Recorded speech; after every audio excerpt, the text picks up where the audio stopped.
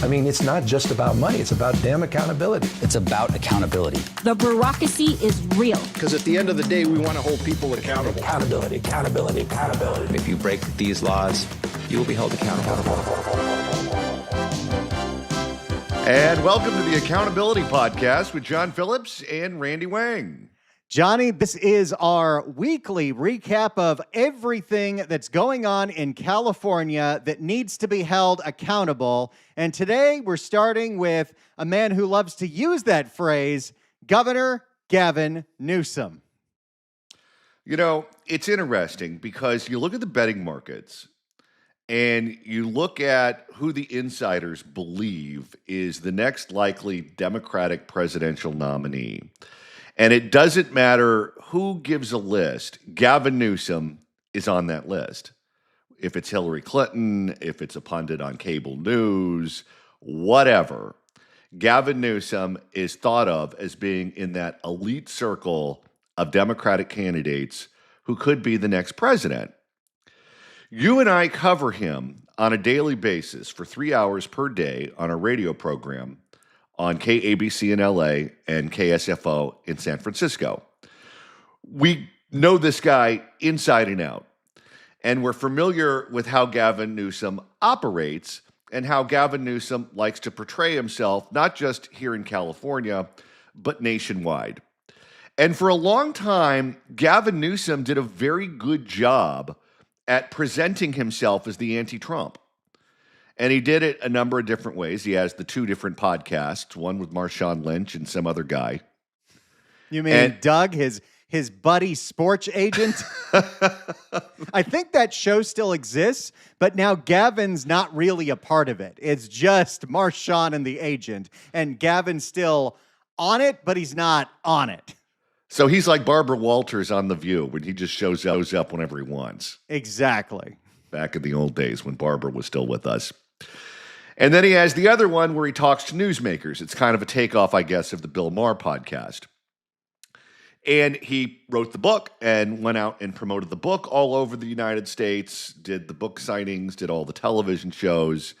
Certainly one of the bitchiest people on social media, which is certainly a prize because there's a lot of bitchiness going on all over X and Facebook and everywhere else. Well, he has an entire staff of bitchy people, and their entire job is to shitpost on Twitter. Oh, yeah, this is a podcast. We can curse. Yeah. He gave the keyboard to the cast of Glee and told them, all right, you have the keys to the car. Go out and fight with any rando out there. And that is what they have done. But what's interesting to me about Gavin is his entire identity is tied to Trump. Is tied to him being the anti-Trump. And as long as Trump is in the news, and as long as Trump is dominating the news cycle, then Gavin has a place. But the moment that Trump isn't the story, Gavin Newsom falls out of relevancy. And we saw that happen in the last election here in California with the rise of Spencer Pratt.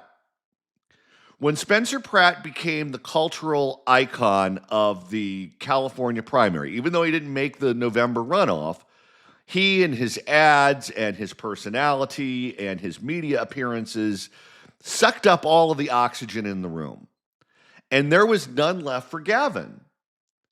And even though you and I spend 3 hours a day talking about California politics, do you remember the day we were getting ready for the show and we turned to one another and we go, have you noticed we haven't talked about Gavin in like 4 weeks?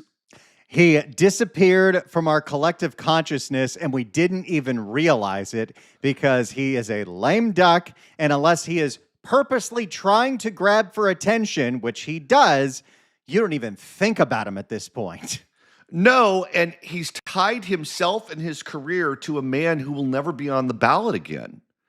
And you go, okay, if it was that easy for him to be totally irrelevant in his own state when an election was going on, then what is going to happen to him, A, when he's out of office, because don't forget, come January of next year, he will no longer be the governor of California. He's going to be a former somebody. And cable news is littered with former somebodies all over the place. That's So- why he started the podcast, so he can say, I'm not a former something, I'm a current podcaster. Okay, but how many former politicians have books out or podcasts or I don't know. He's like another Claire McCaskill. He's Rod Blagojevich with less interesting hair.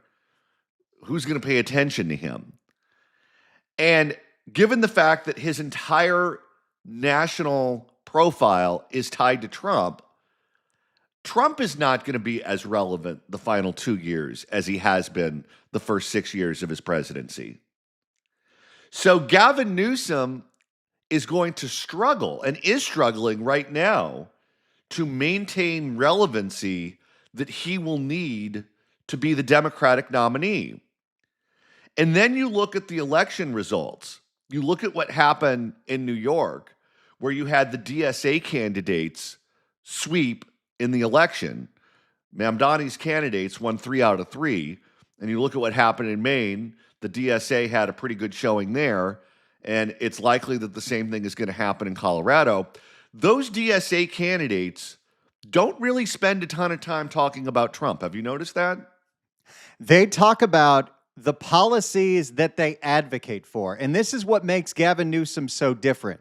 Everyone knows what Gavin Newsom is against, but even though we have covered Gavin Newsom for over a decade, I can't tell you what his policy ideas are. I can't tell you what his platform would be if he's running for governor. He spent the first 6 months of the year talking about how the billionaire tax is a terrible idea. And then as soon as it made the November ballot, he puts out an attention-grabbing video saying, what we need is a national billionaire tax.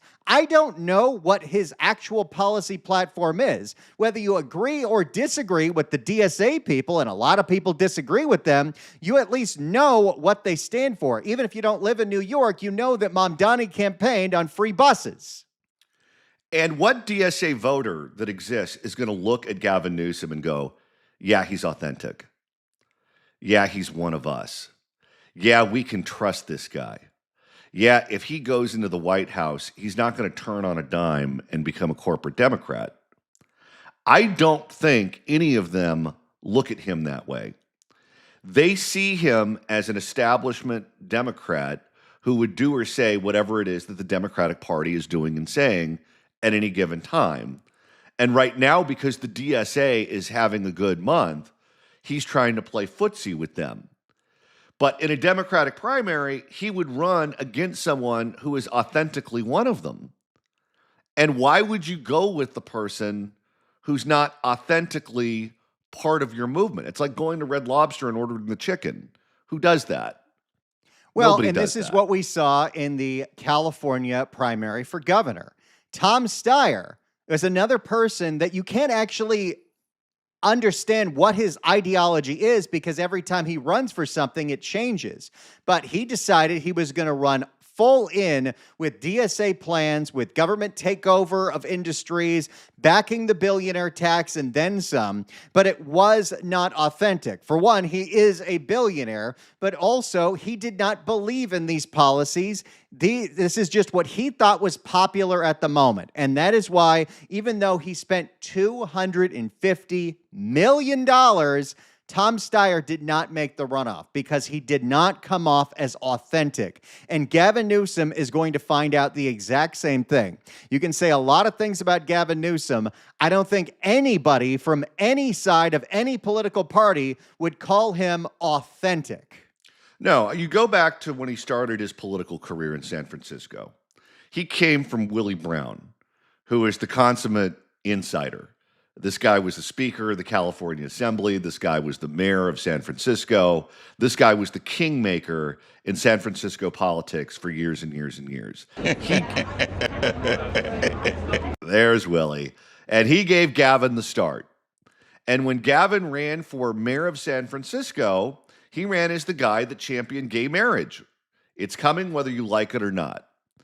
And that made him a popular figure on the left because he was willing to get in front of an issue that at the time National Democrats did not want any part of.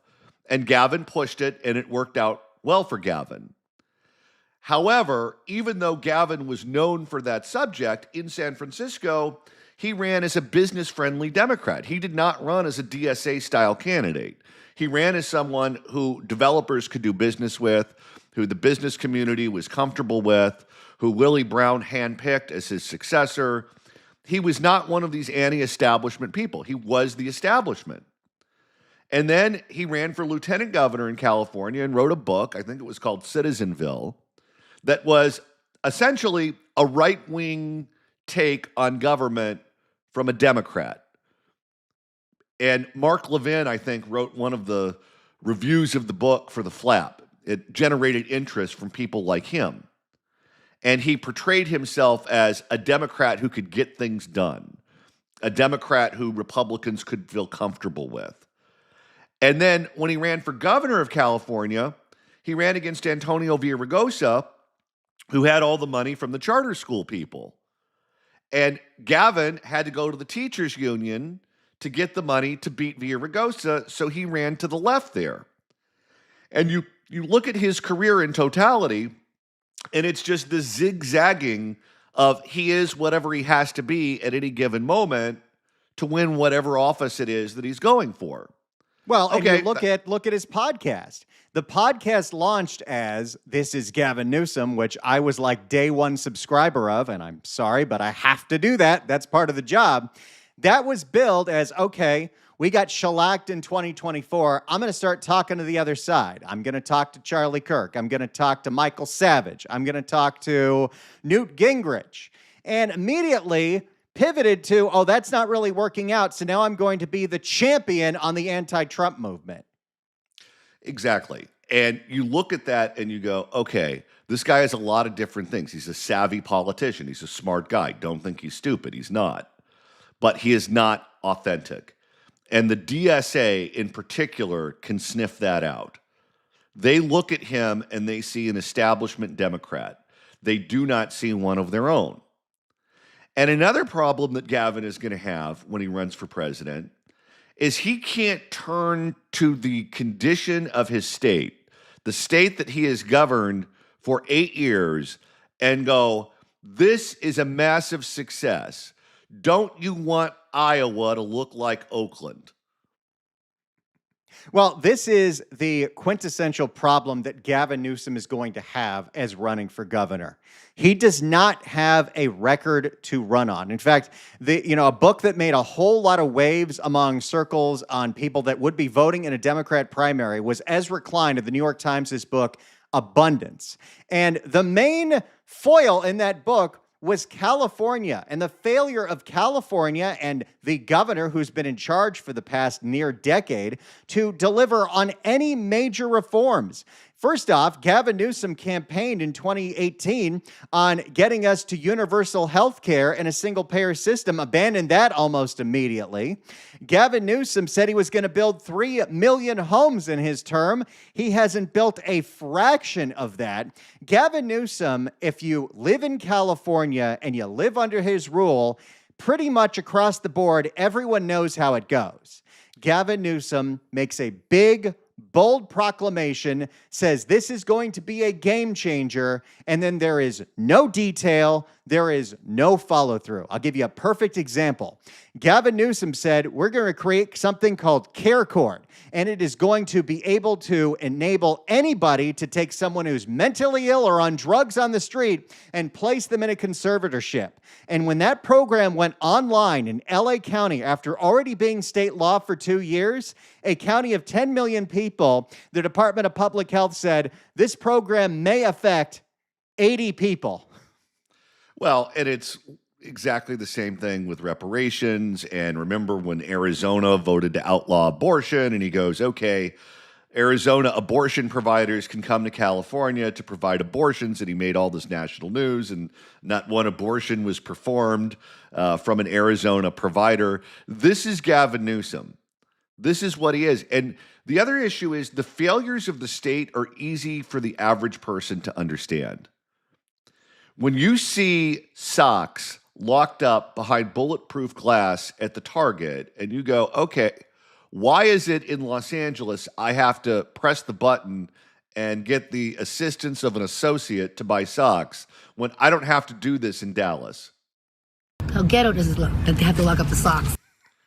There's something wrong with that. Why is it when you're in California in a car, they go, if you this gas station, this gas station, this gas station, this restaurant, the insurance policy won't cover you because it's just too dangerous there and you're probably going to get carjacked. That doesn't happen in Florida. That doesn't happen in Montana, but it happens here. So people understand that the state of California, in many ways, is fundamentally broken.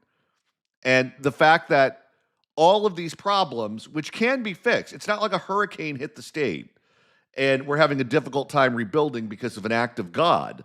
These are all problems created by man and can be fixed by man. And Gavin Newsom, for whatever reason, chooses not to fix it.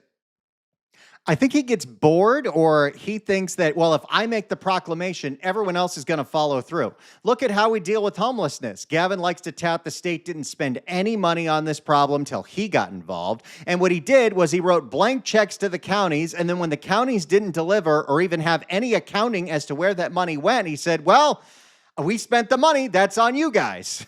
Or how about another issue? You talked about Citizenville. Gavin Newsom campaigned on modernizing local government.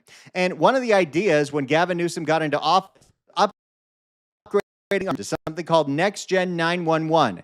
He put one of his buddies in charge of the process. They spent a whole bunch of money. They ignored engineers who said what they were planning wasn't being tested and they were implementing it way too early. When they rolled it out, it was a disaster to the point where we're still paying for it and still paying for regular 911.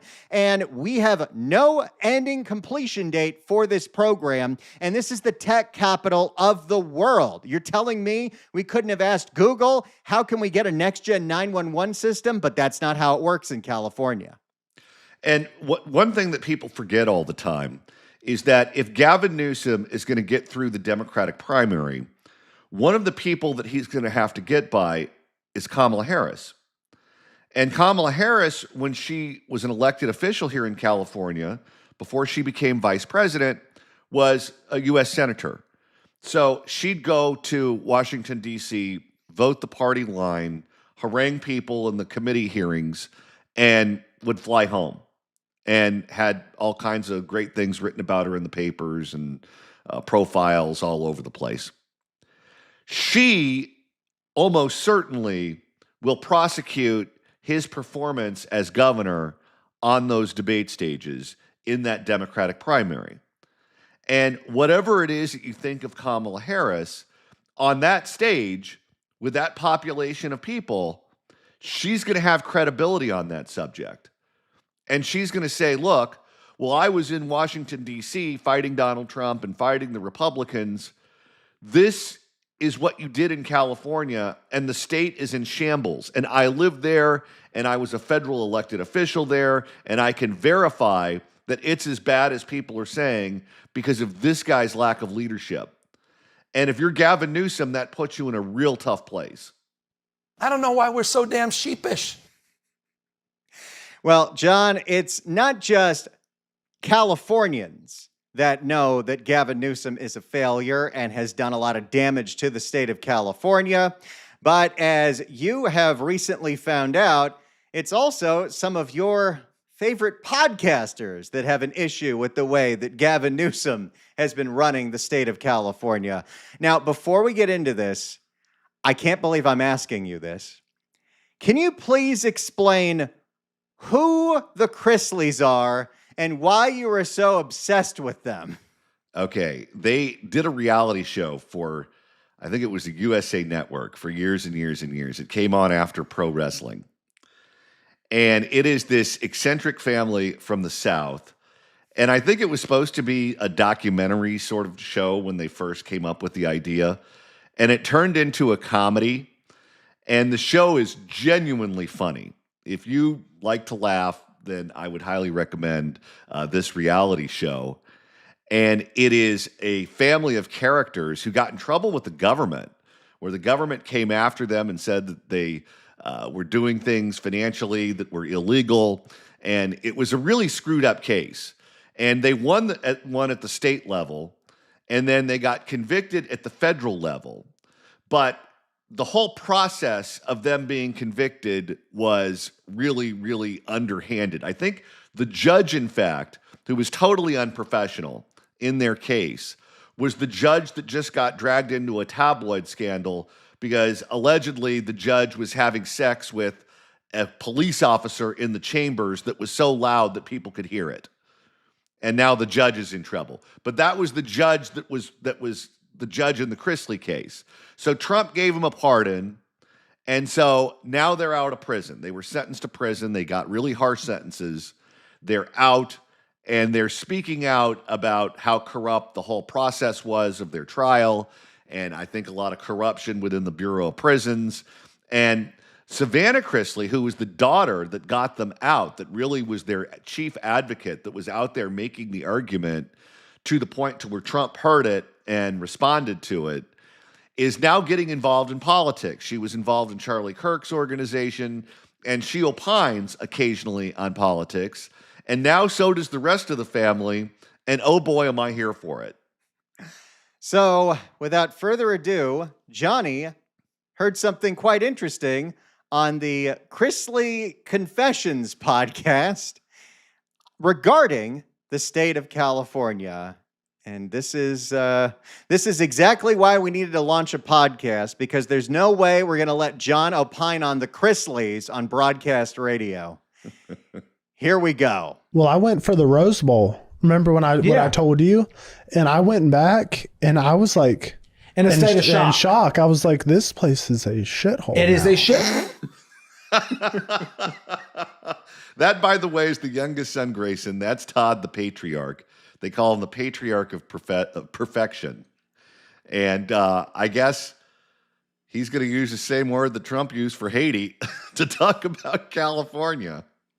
Well, if you came into Los Angeles, now, if you went to the Rose Bowl, Pasadena is not a shithole. Pasadena is beautiful. But if you're flying into LAX, you have to get through all of LA and the valley to get to Pasadena. Like, it's terrible. There's tents on every side of the road, graffiti on every wall. It literally looks like something out of a movie. This is in Beverly Hills. Going down Doheny when I was there filming a couple of months ago, and you know that I stayed at the Four Seasons there And on I Doheny. love Beverly. Humble brag. No Hampton Inn with a complimentary breakfast for him. Yes. Literally, they had encampments. Yeah. And it's so foul and so disgusting.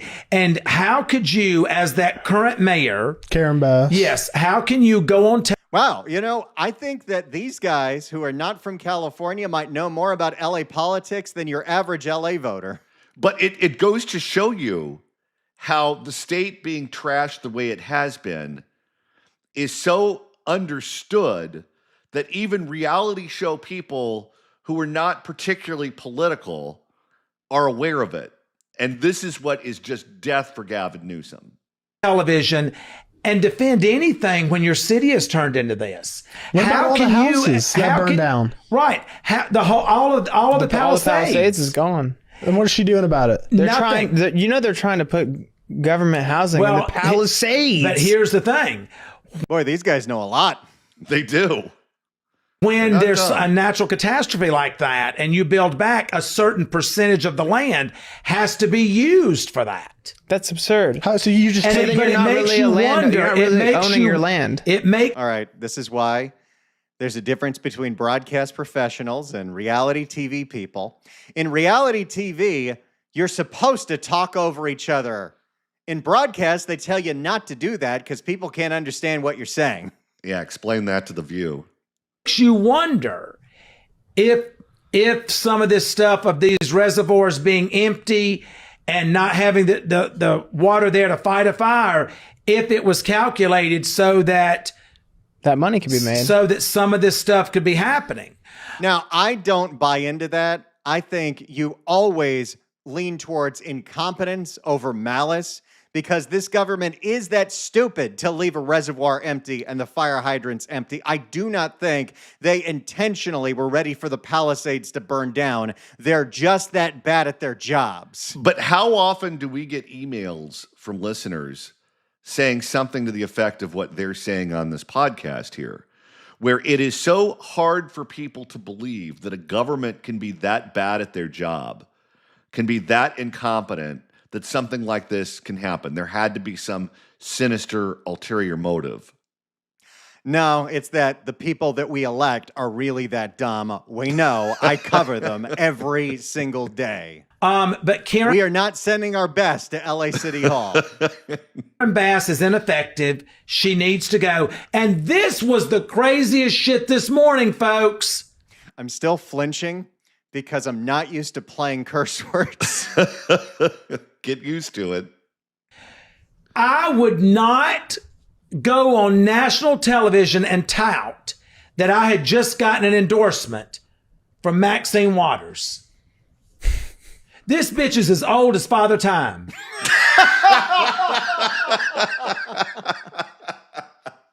Who was it? Was it Bill O'Reilly who got in trouble for saying that she had a James Brown wig? I think so. That hair of hers And was still in fried, dyed, and laid to the side. Congress. Doesn't show up to vote. Nothing. Doesn't even live in the district that she is elected for. And you, Karen, are going to say, Well, when you're Karen Bass and you're that unpopular, you got to take the endorsements wherever you can get them. And what he said is also true, that Maxine Waters doesn't live in her district. She lives in a massive house in Hancock Park that is outside the district lines of the district that she represents and has for quite some time. I mean, she looks like a dried up raisin. She looks like she's about to wither. All right, I think I know why you like this podcast. What? I mean, but the she- whole state of California is. It's- I just can't say that because I love California. I do too, but not now. Speaking of No, people in not the way that it is now. Speaking of people in Congress, I saw a thing where now Nancy Pelosi's salary in Congress was $176,000. Her net worth is over $200 million, and she made $9 million on the stock market in 1 month. Go Nancy. She's Well- outperforming Warren Buffett. Right. By Warren Buffett promises what, 30%, 20% returns? No. She is not that high. She is. No. I don't think anybody is promising 30 or 20% returns on stock investments. We had a couple of the candidates on the radio program who were running to replace Nancy Pelosi in that district that encompasses most of the city and county of San Francisco. And one of the questions that we asked them is, so what kind of stock trader are you? Because, you know, that's part of the job. Well, someone's got to keep up that Twitter account where they follow all of Nancy's trades and they usually win. The house always wins. You know who else was really good at that? Who's that? Of all people, Marjorie Taylor Greene. She was another one who was making it rain. She it's is not literally 1,300% high. And that's why there's bills being presented up now that you're not allowed.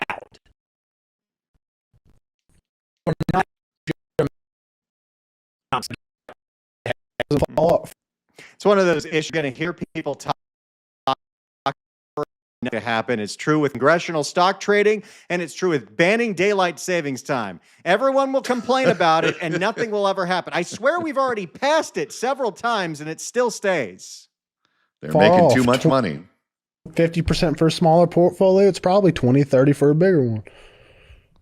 It's crazy. I mean, it's insane that this stuff just keeps getting overlooked. It's just like the stuff in annual return of 19.8. Do you think that Gavin Newsom is going to run for presidency? Because I think issue is, and I'm gonna say this. So there you go. That is the clip that is being shared from the Chrisley podcast when it relates to Governor Gavin Newsom, Karen Bass, and their handling of California and Los Angeles. And this is why Gavin Newsom is never going to be president. Because even if the reality show people know that you're a failure, it's all over. It's done. All right. This is the Accountability Podcast with John Phillips and Randy Wang.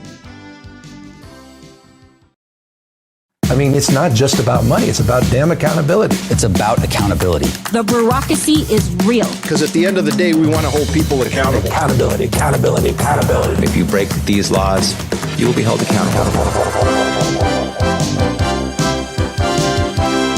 Welcome to the Accountability Podcast with John Phillips and Mr. Randy Wang. This is the second episode of the Accountability Podcast. We are here every single week to hold the state of California accountable, to hold the criminals accountable, and hey, we may even hold ourselves accountable. If you are listening to this on Apple Podcasts, or now we're also on iHeartRadio, you can also watch it by going to youtube.com/@accountabilitypodcast. And now that more people are finding it, it's becoming easier to search for. But if you have any trouble finding it, just email us at johnnydon'tlikeshow@gmail.com. And Randy, the top story today is that Californians might be able to start buying gasoline from a place that sells snacks that don't necessarily have to be endorsed by the macho man Randy Savage. Costco is opening a standalone gas station in Mission Viejo. There have been many gas stations in front of a straight-up Costco, but this is going to be just a Costco-branded gas station. I'm going to assume that it's going to have a mini mart where you can still get the hot dog and the pizza. You got to imagine this is like West Coast Buc-ee's. You know, when I think about buying gasoline at Costco, I think of that old Yogi Berra line. No one goes there anymore. It's too crowded. I remember a friend taking me with her to Costco because she had a card and I didn't. She was like, well, I'm going to stop for gas first. We were in that line for a half hour so she could save 30 cents. It's nuts because it's like an In-N-Out burger or a Chick-fil-A or one of these businesses that you know is going to be packed 24/7. That's the way that gasoline is at Costco. There's no downtime. It's not like you can go at lunch and no one's going to be there, or after quitting time, no one's going to be there. Everyone's going to be driving home. No, there is a long line that backs up traffic every waking moment of the day. And it shows how many people shop on price and, in my opinion, don't value their time. If you're driving around town for an extra 20 minutes to save 10 cents on gas, I think your time is more valuable than that, but I'm not on a fixed income, so maybe I don't understand your plight. Well, and it just goes to show you how in the state of California in particular, gasoline is so much more expensive than it is in other parts of the country.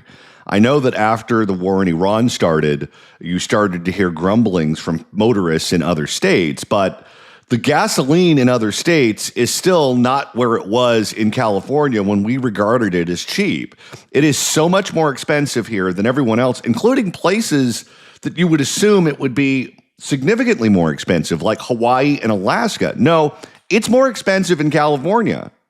And when you go to other states, you have a straight up wide open mouth shock face of how affordable the gas is, especially before the war, but even now. You go to places like Texas or New Mexico. This is a true story. My wife and I are driving around in Santa Fe in my in-laws' car. My wife passes by the Allsups right there on Paseo de Peralta, and gas is $2.59. This was at the beginning of the year. The car had a half tank in there. She pulled in to fill up just to see what that would be like.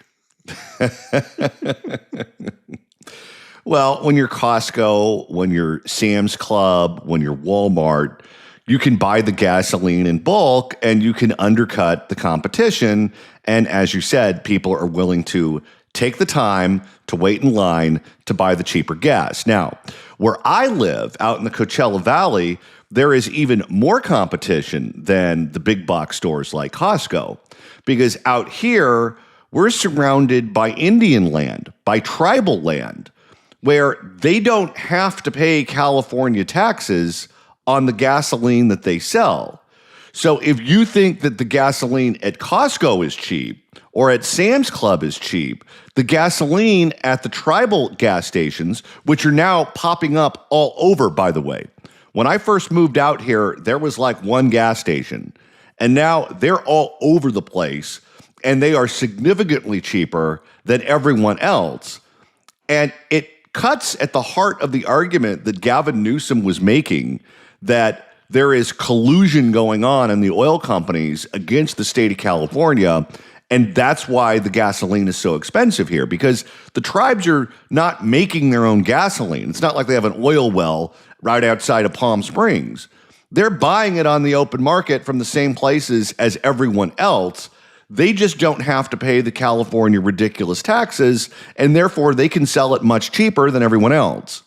Well, in the industry, they call that a loss leader. The casinos know that they can sell their gas for way cheaper because it will attract people looking for a deal. And then as they're filling up their car, they see the Buffalo machine and they're like, I might as well do a pull or two. And all of a sudden, that $20 that whoever saved on the gasoline, they've spent $200 on slots. But I don't even think it's like the old days in Las Vegas where you could buy the steak and lobster for $8 at Stardust and then you dropped your paycheck at the blackjack tables. I think they're making money off of the gasoline, and then they're making additional gobs of money when you go play the Ultimate X Poker while you're filling up. Well, and one thing that is definitely true is Gavin Newsom for years and years and years has alleged price gouging at the pump. It's something you've heard from so many different lawmakers, but Gavin Newsom 2 years ago held a special session to hold the oil companies accountable. Hey, that's the name of this show. And Gavin Newsom put together a new bureaucracy, an agency to specifically investigate why gasoline is so expensive. And this was a great report, investigative piece from our friend Julie Watts at CBS News. After a year of investigating, Gavin Newsom's own agency, created by the legislature to investigate price gouging from the oil companies, found no evidence of price gouging from the oil companies. And he just moves on like yesterday doesn't exist. But the tribal gas stations prove that it is Sacramento that's causing gasoline to be so expensive in California. Because if it wasn't, they wouldn't be able to undercut the price like they do. Now, it also goes to show you what opportunity the tribes have right now in an overregulated state like California. Because California is a state that likes to tax and regulate us to death. And we have no choice. It's not like we can go to Arizona. I guess if you live in Needles, you can go to Arizona. Or you live in Baker, California, in the middle of nowhere, you can go to Nevada and buy your gasoline. But they have a monopoly on collecting those taxes. Because if you live in Los Angeles, you can't cross the state line. If you live in San Francisco, you can't cross the state line to buy gasoline. It makes no sense. But with the tribal land, that is an interesting proposition because there are a number of recognized tribes in California that have land where they can put up gas stations in population centers all over the state. And if you take that philosophy that they use for the gas stations and you apply it to other things like, data centers, which you're now seeing hostility directed towards in cities like, Monterey Park, and there was one, I think, in the Bay Area as well, that do not want data centers coming to their communities. Even proposals of data centers coming to certain communities is causing significant outrage. And I think in Gilroy, the term is more garlic, less Google Gemini. Well, at the city level, you can block it. But if the tribes decide to do it and welcome them and put up the data centers, I don't think a vote of a city council can block that. Or I don't think a state law can block that because tribes are independent nations, technically, correct? They are, and they have plenty of land that they can do a whole lot. There is going to be so much money eventually invested into building more infrastructure for all of the AI generation. You know how many data centers we need just to power all the AI generation I'm using to create these thumbnails for this show and for the John Phillips show? We're going to need a whole data center just for that. I'll tell you, If I were a tribal chairman right now, especially a tribal chairman near any population center in the state, I would run as a competitor to Gavin Newsom on just about everything. And I would try to get businesses to come to my tribal land. I would try to get corporations to come to my tribal land. I would put up gas stations. I would put up data centers. I would become an economic powerhouse in the state, and I would keep all of those dollars from Gavin Newsom, and I would keep his regulations out of those tribal properties, out of those tribal lands, and I would operate as a free market within the state of California, and it would drive him nuts. And you know what? I think it would work. Meanwhile, let's see what the impact is going to be on the standalone, massive 40-pump Costco gas station in Mission Viejo. Here is a report from ABC7 Eyewitness News. Costco's first standalone gas station in the country is officially open, and it's right here in Southern California. It's going to be a real lost opportunity if it does not have hot dogs. For $1.50. Exactly. It's lower gas prices. This comes just days before the state will see another gas tax increase. Orange County reporter Bianca Bono reports from Mission Viejo, where the brand new 40-pump gas station started welcoming members this week. Costco history is officially made in Mission Viejo as the wholesale warehouse store has opened its first warehouse-less gas station. Now, do you still have to be a Costco member to get the gas? I think you do. And here's a question. If you're within close proximity of a Costco, can you avoid swinging by the actual brick and mortar Costco to go in to buy one apple pie and then dropping $500 on coffee for the next 18 years? This is why I don't have a Costco membership, because I know I will overbuy. I will love everything I see in the store. I'll even get the casket. But you know what is a fun little loophole that I found out about many years ago? John, did you know that you don't need the Costco membership to go to the food court? You don't. No, you can go right up there and get your $2 pizza and your $1.50 hot dog, and you do not need to be a member. Well, that's great, but so is going through the facility and getting all the samples. It's like crashing a wedding that you weren't invited to, where you get the pizza hot pockets, you get the little shrimps on the stick, you get a little cereal here. They even do it with booze now. Oh, my. My knowledge of the first one in the country. The 40-pump standalone gas station is right off of the 5 freeway at Oso Parkway. And those who live nearby wonder if the $4.79 per gallon price will drive... $4.79? In California, that's a screaming deal. Under $5 is unheard of. Long lines and traffic. I just feel like that's going to be an issue with traffic. People coming off the freeway going in there and then getting back off. That's because they know when it comes to lower gas prices, people are willing to wait. How long would you be willing to wait for cheaper gas? You know what? I mean, I'm retired, so I got a lot of time on my hands. So much for those cooking classes and art classes and traveling the world by cruise ship. Although I did get an email from somebody who is a senior citizen, and they said, if you go for those senior-only hours between 8 and 9, the gas pumps are usually pretty empty.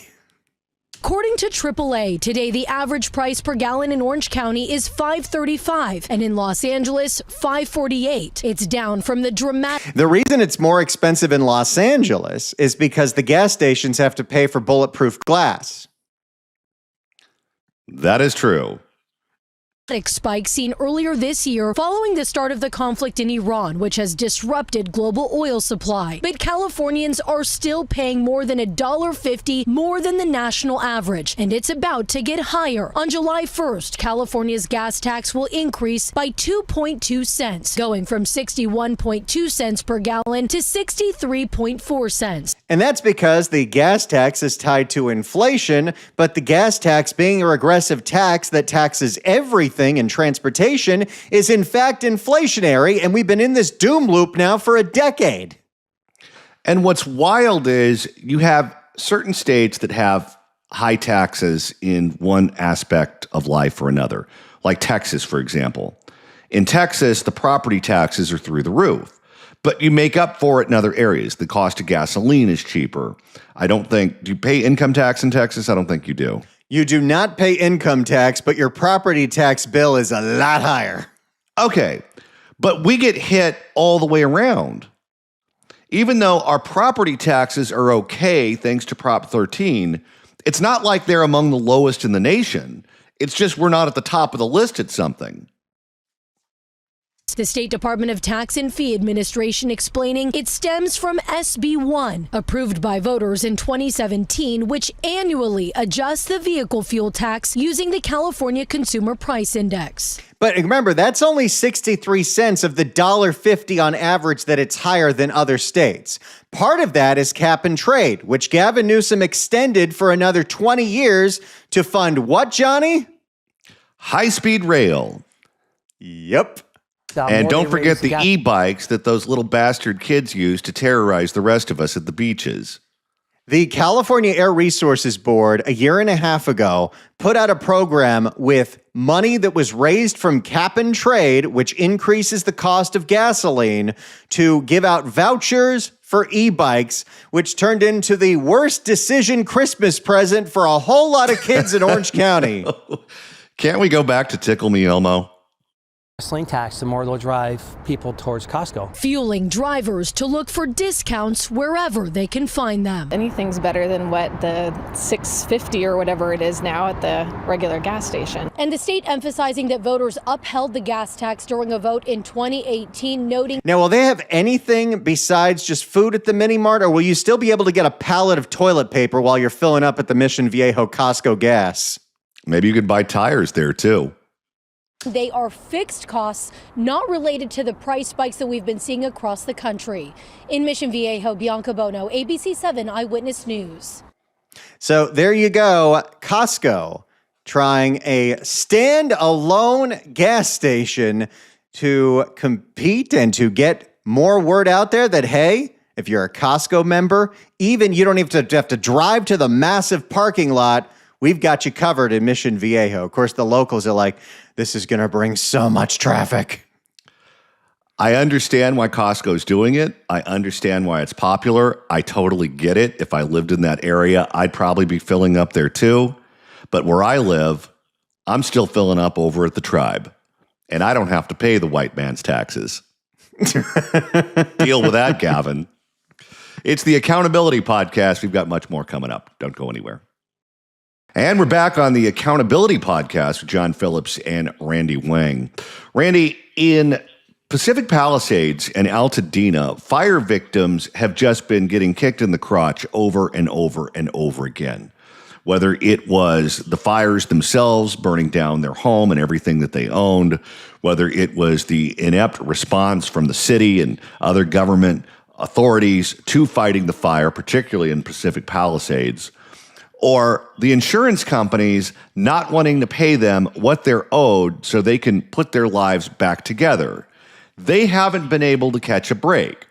Now, because that story is no longer on the front page of the newspaper, most people have just kind of moved on and they stopped paying attention to the updates as to what the fire victims are dealing with. But the never-ending nightmare for the victims of those fires has not ended. And these people, their lives, sometimes their homes, are frozen in time, as now we're at 18 months after these fires, and you still have people fighting over smoke claims from their insurance company, whether it be State Farm or the Fair Plan. 18 months to settle a claim is insanity. For more on this, we go to a report from ABC 7 Eyewitness News. 18 months after the Eaton and Palisades fires, smoke damage is still keeping residents of Altadena and Pacific Palisades out of their homes. Our Kevin Ozebek explains why and 7 on Your Side investigates. Christmas 2024 was a different life, and it's unbelievable that we haven't been able to get this home all the way repaired so that we could have 2026 Christmas in this home. The tree's still up. I'm telling you, and I know no one wants to hear this, if I was a victim of this fire, I would not rebuild. I would not say this is my home, this is my castle, this is my plot of land. No government authority is going to push me off it. I would recognize that you would be entering this vortex of government bureaucracy that you're never going to get out of. And it is going to shave years off your life. Yeah, you're going to take a bath. Yeah, you're going to take a huge loss. But just cutting your losses as soon as possible and moving on with your life is the way to go. Alyssa Ashwood should be one of the lucky ones.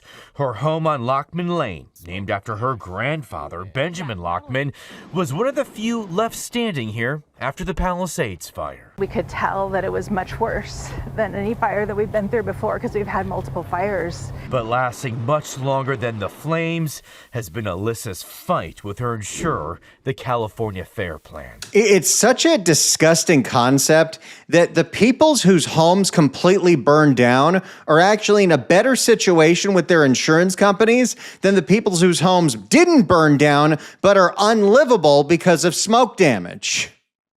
Yes, because if it's just a pile of ashes, there's no argument. But if your home is still standing but melted and it looks like something out of a Tim Burton movie, the insurance company is going to go, well, move right back in. A claims examiner told her the main dwelling appears habitable. Okay, you live in there for 6 months and let's see you get cancer. But an assessment report Alyssa had done concluded there was significant thermal, non-thermal, and chemical contamination damage caused by the Palisades fire that directly impacted this residence. Alyssa thinks the home needs to be taken down to the studs, but she says, as of now, she hasn't convinced the Fair Plan to pay for that. We are trying everything that we can to avoid litigation. We shouldn't. No, you should have started with that. The only way you're going to be made whole if you're a victim in this particular fire is by lawyering up, because your insurance company is not going to take care of you. They're going to try to find every way to nickel and dime you and to give you as little as possible. And you are outgunned and you are outmanned trying to deal with these people on your own. You're already trying to get your life together. A lot of people lost everything they owned, including all of their clothes, and just rebuilding that's a whole thing. You need to get an attorney involved, and you also need to get a public adjuster involved. That is a huge deal when it comes to showing the insurance companies that you're not just going to play their game. Have to sue our insurance company. We have 3 children, so there's no way that we want to take any chances. Over in Pasadena near the Eden burn scar, Frank Lombardi has already filed suit against his insurer, State Farm. Hey, isn't that the company that got a massive rate hike from Ricardo Lara while they still haven't paid out most of these claims? And he didn't even show up to the hearing. I'm very kind of sketched. Oh, we know. Wrongful denial and underpayment of smoke damage claims. Court filings show State Farm generally denies each and every allegation in Frank's suit. What we think that we should get through our policy is a complete remediation, and what that means is going to the studs. As the coverage fight drags on, cobwebs continue to spread inside this house, now frozen in time. Being inside this house. And Randy, this is also something that we have heard time and time and time again from listeners of the radio show who were victims in either one of these fires, which is if they were represented by the California Fair Plan or from State Farm, they had a miserable experience. It seems like of all of the companies that represented people in those 2 areas, those companies pop up time and time and time again.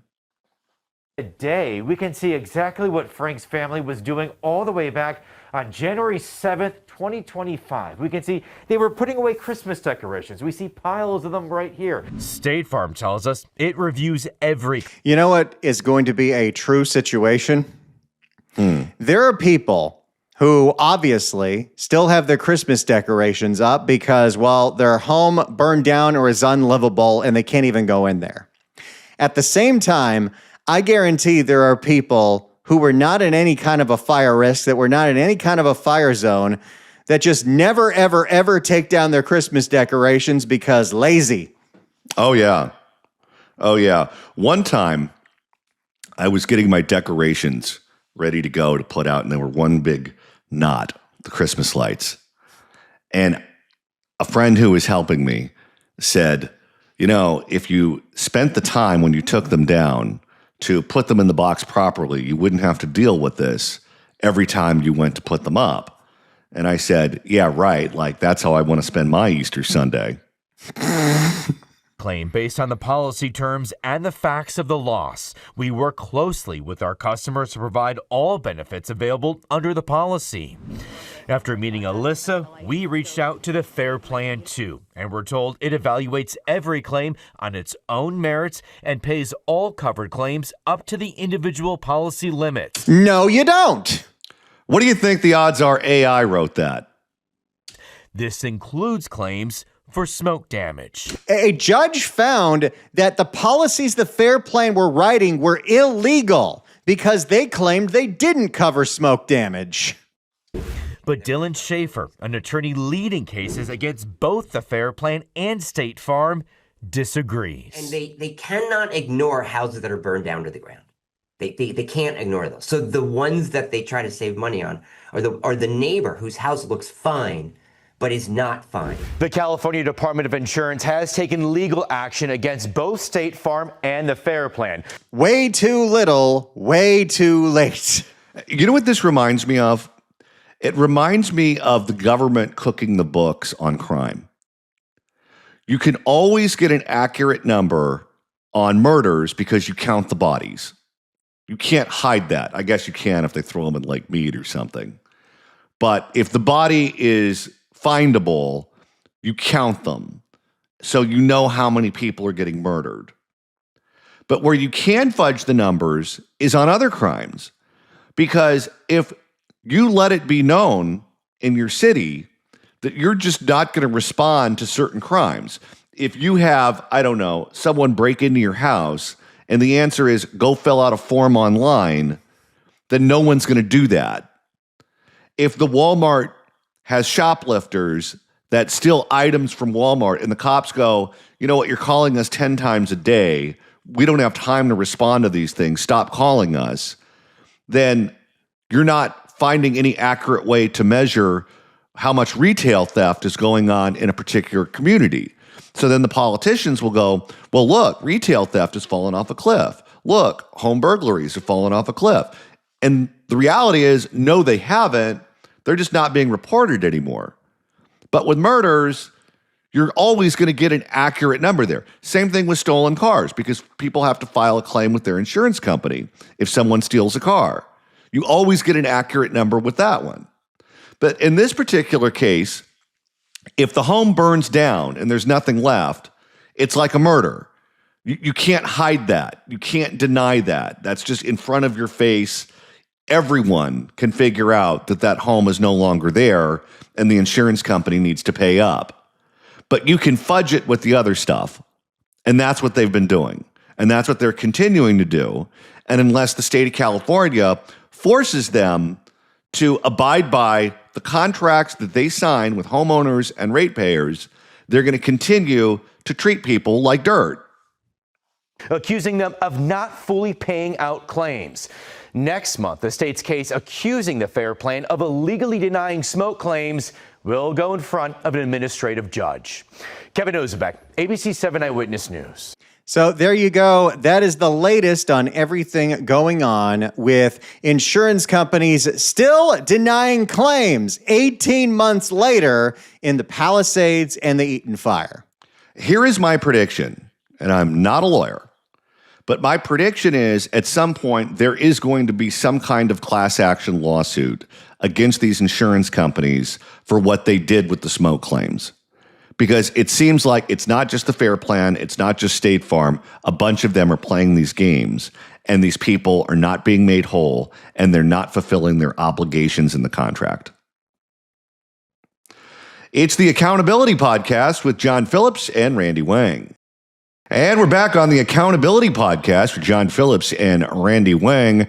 And Randy, it seems like every time you blink, there's a new drug that the kids are using to get high. This is a strange one, but it's something that I noticed outside of the Hollywood Bowl a couple of years ago as I was going to those Willie Nelson concerts when he had his 90th birthday. You saw people standing on street corners selling beer. You saw people on street corners selling hot dogs, but you also saw people on street corners selling big, white, transparent balloons. And I couldn't figure out what that was about. Well, it wasn't balloons for kids to hold. It was balloons filled with nitrous oxide so you could do a whippet before you go to the concert. That seems healthy. San Francisco is looking to outlaw this practice, and San Francisco's Building a Better Bay Area reporter on ABC7 in the Bay, Leanne Melendez, has a fantastic report on the fight to wipe out whippets in San Francisco. Here's ABC7 in the Bay. A warning about nitrous oxide, more commonly known as laughing gas. Health officials have reported a significant uptick in use in recent years, especially by young people. Now, the gas can cause neurological damage if it's abused. It's easy to buy as well. ABC7. Why is it easy to buy? I thought this is something only dentists have. Well, that explains our voting patterns if everyone's destroying their brain cells here. An Eyewitness News reporter, Leanne Melendez, here to explain what some Bay Area cities are doing to try to keep this gas contained and out of the reach of youngsters. So I have an explanation here. Some people may ask, how do you get whipped cream? Well, inside this canister is, of course, cream. And inside there's a little tube with nitrous oxide, right? So this is one of those things where you start small by stuffing your face full of whipped cream and you get a little bit of high off of that from the nos. What do you think the odds are there's a guy in the control room at that television station right now who's taking copious notes as she's speaking, and during the next segment, they're going to give it a whirl? that nitrous oxide, which makes the cream whip. That's important to know. But at the same time, the label clearly says inhaling the contents can be harmful, if not fatal. So that's my show and tell for you for today. She's one of my favorites. These tubes come in all shapes and sizes. Some of you are thinking, whippets? Now that takes me back. Now the board of... Somehow I avoided that trend, or I wasn't cool enough to be invited to that trend, but I know people, this is their whole thing. You go to parties and you do balloons of nitrous oxide. Supervisors here in San Francisco will discuss this proposed ban next month and eventually vote on it, and we understand that it is expected to pass. Grateful Dead concert goers often use the phrase, been there, done that. And Wait, they were doing NOS back then? I thought that was a weed and mushrooms kind of thing. Apparently they like the combo platter. Maybe a little LSD in there too. those party days included whippets. Wait, whippets? Concerts and partying with my friends back in the day. My goodness. Well, if you want nitrous oxide, you can go to the dentist to get it, correct? Yes. That is a place that man has not been to in at least 25 years. Yep. Doing whippets out of balloons. Whippets are small canisters filled with nitrous oxide gas, which, when inhaled, gives the user a lightheaded high. Some remember it as laughing gas, and it's been around for a long time. The gas was first discovered in 1772 and used as an anesthetic. But over the centuries, it has come and gone as a party drug. After a high... I love the idea that back in the 1800s, people are getting high off of whippets. Oh. People have been taking drugs since the beginning of time. And when they don't have access to drugs, they use swivel chairs. People like altering their reality. hiatus of sorts, nitrous oxide has made a comeback. Initially you feel a lot of euphoria. It's called laughing gas. You feel good, you feel relaxed. This is one of these stories where, depending on who's watching it, they're either thinking, this is a terrible idea, or, I've never tried this before. And people, just enjoy that, but nobody really truly understands the harmful effects. This is the same playbook from Big Tobacco, Big Vape, and they are now turning on this new product. It is colorful. It is called Miami Magic and Cosmic Gas and all this glitz and glamour. Oh, yeah. This is another one of these things that you can legally buy at a smoke shop. Smoke shops are filled with products that are legally dubious, that are harmful to your health, whether it's NOS, whether it's Kratom, whether it's K2, all of these things that we cannot regulate fast enough, you can find in a smoke shop. You know what's interesting to me? People might be looking at this and saying, okay, the crowd for Whippets has to be relatively small, so this is going to impact not a lot of people. However, you look at how things operate, and it seems like there's a wave of going in one direction or a wave in going in the other direction. And for a long time, the state of California kept moving to this permissive attitude about drugs, whether it was Prop 47, Prop 57, legalizing marijuana for medicinal purposes, legalizing marijuana for recreational purposes. We were all moving in one direction, harm reduction. And now it seems like, even though it's baby steps, we're starting to move in the other direction with Proposition 36, with initiatives like this in San Francisco that are looking to curb people from using Whippets. We certainly saw it at the state level when the state legislature wouldn't move on trying to go after people who were dealing fentanyl, and then the public outcry caused them to move on that. We're now starting to move in the other direction. It's slow, it's gradual, but hopefully it'll start to speed up. Trying to get kids hooked on this. San Francisco supervisor You gotta love that they all have the colorful labeling that is definitely targeted towards little kids. It looks like breakfast cereal. Sauter wants to ban the retail sale of nitrous oxide. Right now, nitrous oxide... Is there any legitimate reason you would buy nitrous oxide as a person that's not trying to inhale it? is illegal for recreational use, but still easily purchased. Last year, San Francisco police arrested a man for having several large tanks of it outside of a concert. The man is... Yep, that's the balloon guys. They make their money filling up balloons with NOS, and then they sell them for $5 a hit. Excuse me, sir, what are you doing with all that nitrous oxide? Well, I'm performing 14 root canals tomorrow. Side all the way from Philadelphia was quickly detained and arrested. So how is it that retailers and smoke shops can still sell it? There's a loophole. Anyone over the age of 18 can buy it for food purposes. Restaurants... What, so you're going to make your own whipped cream with nitrous oxide? Lots of Laura Ingalls out there. like Chow Piscow near City Hall use it in drinks and to make things like whipped cream. Okay, wait a second, John. I may have overjudged this story because you know what uses nitrous oxide? The Lilikoi foam at Monkey Pod for the Mai Tais. Best Mai Tai on planet Earth. But maybe we need to have it so the restaurateurs have a permit to buy this stuff and you can't just buy it at a smoke shop. For desserts. But smoke shops selling a culinary... That's telling, right? That I completely changed my tune when I realized that this involves making cocktails. Okay, but how often do you see Wolfgang Puck at a smoke shop buying things for his kitchen? You don't. Nothing good happens at a smoke shop. I have a strip mall near my house. There's only 2 shops in it because 2 of them are vacant. One is a smoke shop and one is a massage parlor. There is nothing but criminal activity going on there 24/7. Item? We stopped by several shops in San Francisco's Tenderloin District. Raw? What's that? Not what you think it is. I know it's not a condom. No. That would be weird branding. No, I believe Raw, those are blunt wraps. So you take a cigarillo and you dump out all the tobacco and then you put weed in there. Raw is law. These things? Them openly on display. Large canisters, some costing up to $150 a tank. Wait a second. How can you have one called Baking Bad and not get sued by Sony?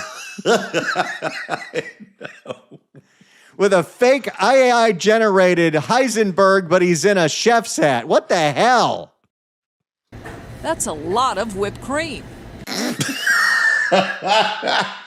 Yeah, that person's going to be diabetic. The attendant at this smoke shop clearly was not happy we found this display. he started to remove the items from the front of the store. Maybe it's judging, but I'm convinced that everyone who operates smoke shops are doing something they're not supposed to do. It's very few people that grow up in the family line of work of selling tobacco and other products that are harmful to you. This smoke shop in North Beach, Supervisor Sauter's district, is located directly across the street from the public library and from a playground. I don't want this in front of the kids. Are we overprotecting kids, though, too much? That's what the argument that some people make. Sure. Like this Nerf world that we live in. Sure. I mean, we're actually not early on this in San Francisco. San Jose, San Mateo, Santa Cruz have already outlawed this. Even Santa Cruz outlawed the NOS? They're ahead of San Francisco. Does that mean when Barbara Ferrer went to college at UC Santa Cruz, she wasn't doing whippets? Maybe that's what happened to her brain cells. She had any to begin with? In 2023, the UK banned nitrous oxide. The BBC covered the ban 1 year later, questioning whether the ban was working. Sauter says that ban has resulted in a 60% drop in usage among... You know, it's funny. If you look inside this disgusting smoke shop in North Beach, which is supposed to be one of the better neighborhoods in San Francisco, that's where all the Italian restaurants are. They've got all these things that are harmful to you. They've got bongs, they've got blunt wraps, they've got nitrous oxide, and they've got Slim Jims. We're back to the Macho Man Randy Savage. Young adults. Here in California, the state is now proposing a ban on large canisters and flavored nitrous oxide products. Dr. Sarita... Okay, there is no legitimate medical or cooking use for flavored NOS. Sapathy told us when inhaled, it stops your body from using vitamin B12, which can cause nerve damage. Some of the really big neurological problems besides the numbness and paresthesias you feel, and this is all from B12 deficiency, basically being deactivated, it affects your spinal cord. In some cases, you're going to need the ring dinger. You are. You're going to need a couple of them. Resulting in paralysis. Sauter's legislation would still allow the legal use of the gas, allowing dentists to continue using it as a mild sedative. Did you ever see, I'm sure you have, the Seinfeld where Bryan Cranston is playing Dr. Tim Whatley, Jerry's dentist, and they're not sure if he was doing funny business with him when he was out under the laughing gas. And Bryan Cranston, before he's about to operate on Jerry and put the gas on him, puts the mask up to his mouth and takes a little hit first. That was the anti-dentite episode, right? Oh, yeah. Food use, culinary use, automotive use, some of the more industrial uses where the big tanks are there for that legitimate use, that'll still be allowed, but we're targeting corner stores, gas stations, smoke shops. If approved by the full board, the gas would vanish from store shelves in the fall. So there you go. Look at that. San Francisco might actually ban nitrous oxide, especially flavored, packaged for children nitrous oxide that is sold every single day in San Francisco smoke shops. Well, what do they say? You make better mousetraps, you end up with some smarter mice. Maybe the kids are going to suddenly discover the dairy section at the grocery store. All right, that's going to do it for us on this week's edition of the Accountability Podcast. Randy will drop another episode at this time next week. You can subscribe at youtube.com/@accountabilitypodcast. And if you've just listened to us on Apple Podcasts or iHeartRadio, you can watch the whole thing. Go to youtube.com/@accountabilitypodcast and watch the John Phillips Show live every single day on YouTube at youtube.com/@RandyWangRadio.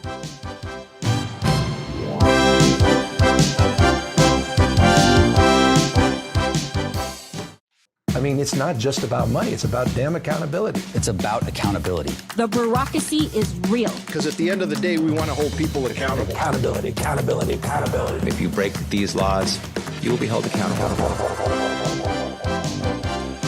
The Boo Birds are out at the Boyle Heights Tiki Room. It's the Accountability Podcast with John Phillips and Mr. Randy Wang. You can listen to this on Apple Podcasts for searching for the Accountability Podcast, iHeartRadio, but the best way to experience this show is by watching it, youtube.com/@accountabilitypodcast. We are currently trying to get to 1,000 subscribers. When we do that, we have a very special video that we'll be premiering on this channel. So tell your friends, tell your family, subscribe to the Accountability Podcast. And this is the perfect topic to do on a podcast format because when we do the radio show Monday through Friday from noon to 3 on KABC in LA and KSFO, we're governed by the FCC. And that means that we can't allow cursing to go on the airwaves. We can't allow it to go on in English or Spanish. And if it does, we get fined by the government. But in a story like this, when you have an incompetent mayor going down to speak to a room full of very sick, very angry people, along with her cadre of losers from the clown car, people like Barbara Ferrer, they're all going to get cursed out in multiple languages. So as juicy as the sound is, it's unusable for us on the air because it would just sound like one big bleep. But here on the podcast, we can take it raw. Well, I'm going to try to not use that as a drop. Here is the introduction of Mayor Karen Bass at this Boyle Heights Town Hall in regards to the everlasting disaster from the Lineage Warehouse fire. All right, now we are going to go ahead and have Mayor Karen Bass come to the stage. Oh, the boo birds are out early. Oh, yes, they are. They're out of their cage.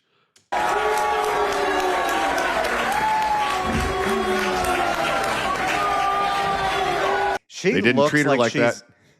They didn't treat her like that in Ghana.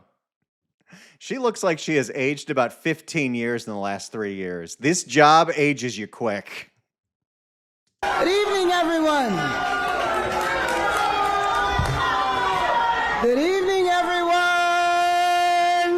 Uh-oh. Now she's turning into Oprah.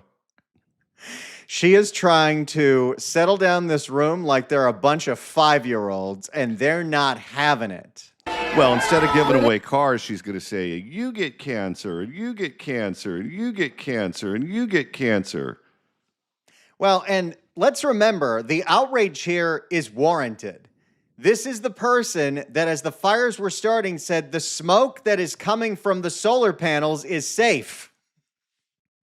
Good evening, everyone.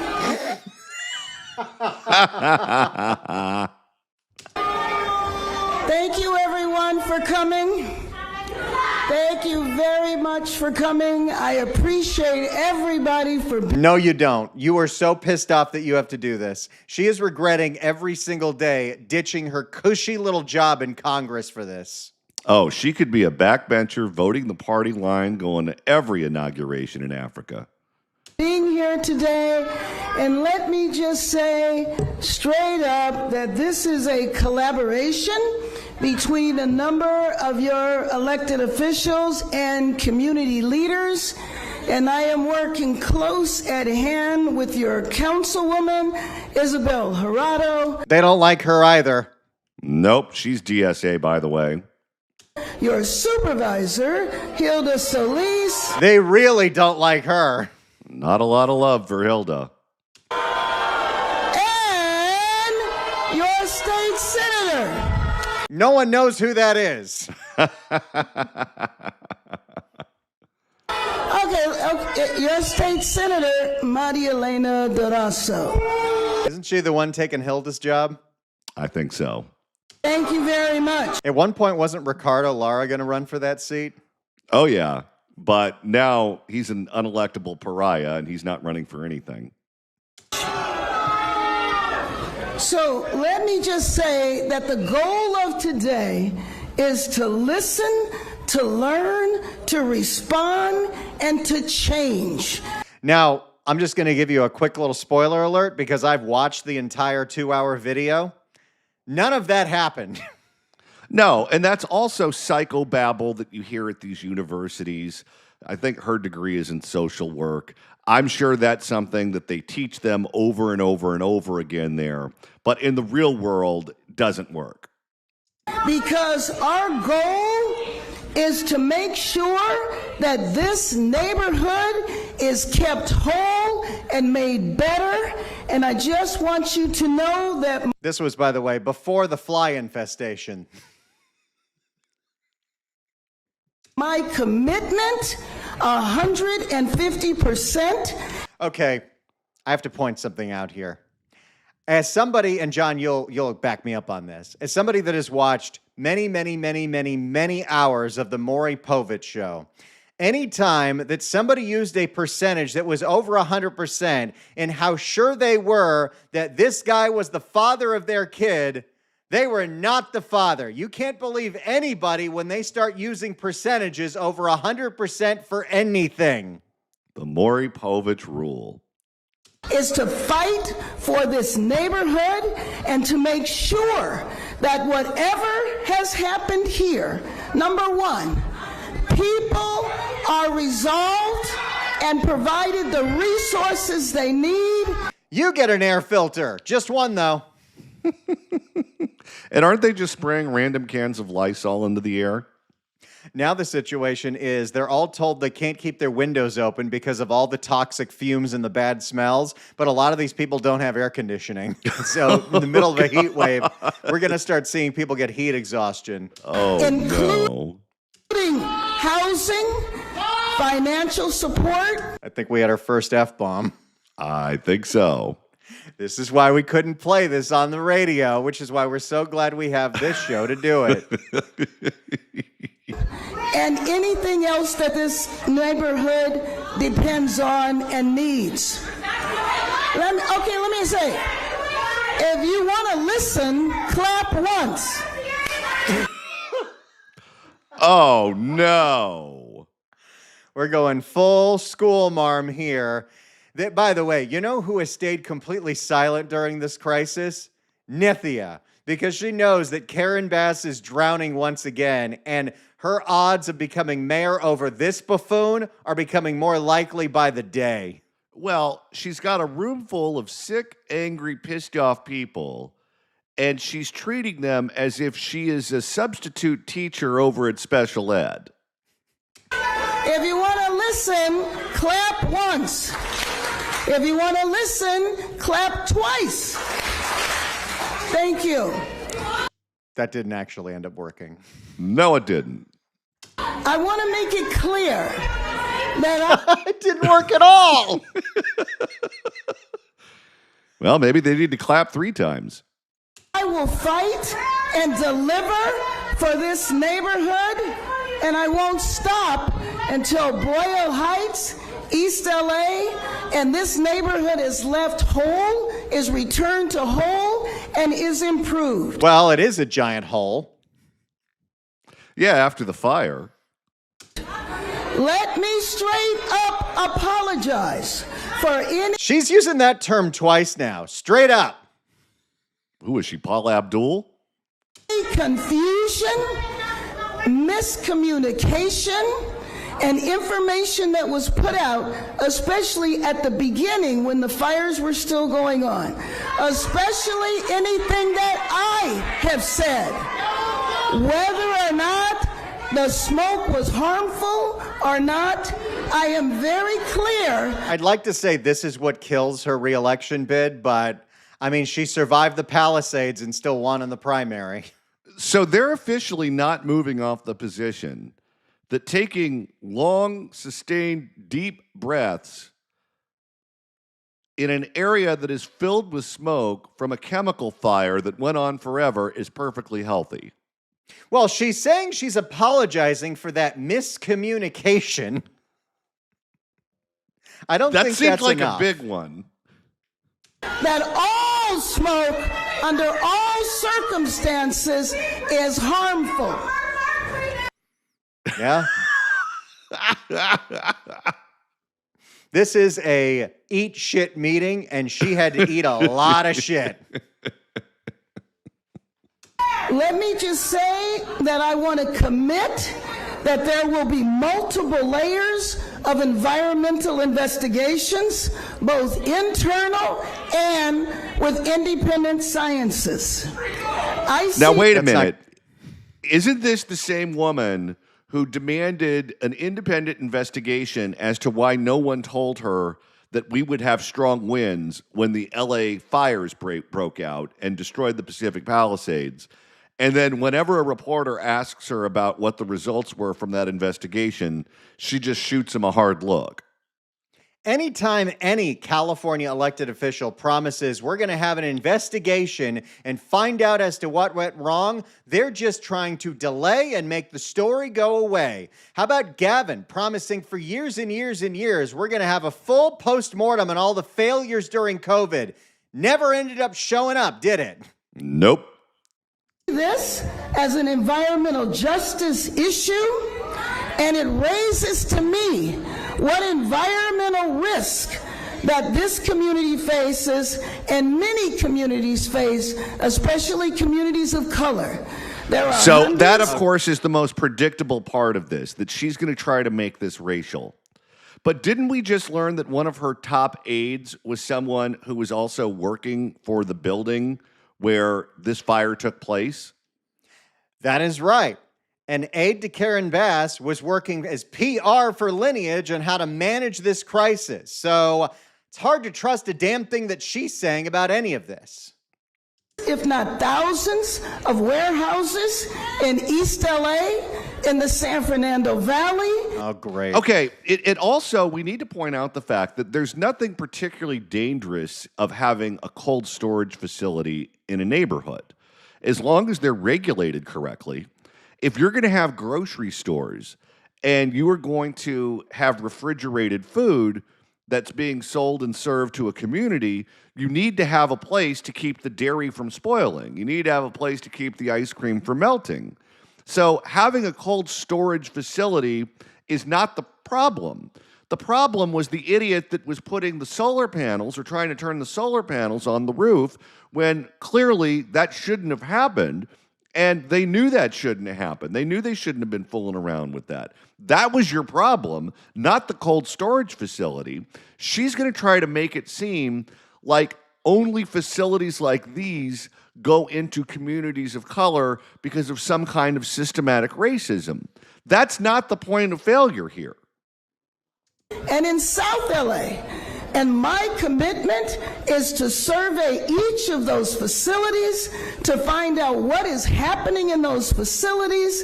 You know what equity means? Equity means we're going to put a slaughterhouse in West LA. Well, how about this? It's the government that's supposed to regulate these facilities. In theory, shouldn't the problems have popped up during an inspection? Is there any potential harm that could come to the neighborhoods? And I want to make sure that we hold Lineage and any other corporation accountable. Hey, that's the name of this show. And by that word, she means absolutely nothing. Holding their feet to the fire also means nothing. Also, I wouldn't use that term when we're talking about an actual fire. No. To make sure that any potential harm is prevented in warehouses that are surrounding the area, and most especially from what has happened here with Lineage. We are going to hold them accountable. You just said that. 2 in a row. There is a very specific reason this is called the Accountability Podcast, and she is proving our point. The most hollow word of the English language. Executive directives, and you need to know that these executive directives were done in complete collaboration with local community organizations. So you've got more crooked nonprofits that are finding ways to profit off of this disaster? Oh, yeah. Well, who was it? Was it Rahm Emanuel who said you can't let a good disaster go to waste? And I want to thank Henry Perez from Inner City Struggle. I want to thank Mark Lopez from Each Yard Communities for... This is a disaster town hall, and we've turned it into an Oscars awards acceptance speech. Well, and it's just an excuse, and Spencer Pratt spent a lot of time talking about this. It's just an excuse to launder more money to the NGOs. This is all they know how to do. Environmental justice. I want to thank Pamela Augustine from East LA Leads. I want to thank Raquel Roman from Proyecto Pastoral. And I want to thank Rudy. There are so many NGOs. You don't even know people, and they dive upon a disaster like this. And whenever a company, and Lineage just said, okay, we're going to spend a couple $100 million to help out the residents. Do they just write a check to every one of the residents? No. The money goes to these trusted community response organizations, and no one knows where the money goes. Well, and they can't get the air purifiers. They can't get the therapeutics that they need. They can't get any of the things that they're asking for. And the city goes, well, we're working on it. We're trying to. Well, what are you giving all of these organizations money for if they aren't solving your problem? The reason, in theory, that you give it to them is that they can do it more efficiently. They can do it quicker. It's not happening. Espinosa from Inclusive Action. Let me just say that our executive directives, we thank the residents for providing the feedback that we needed.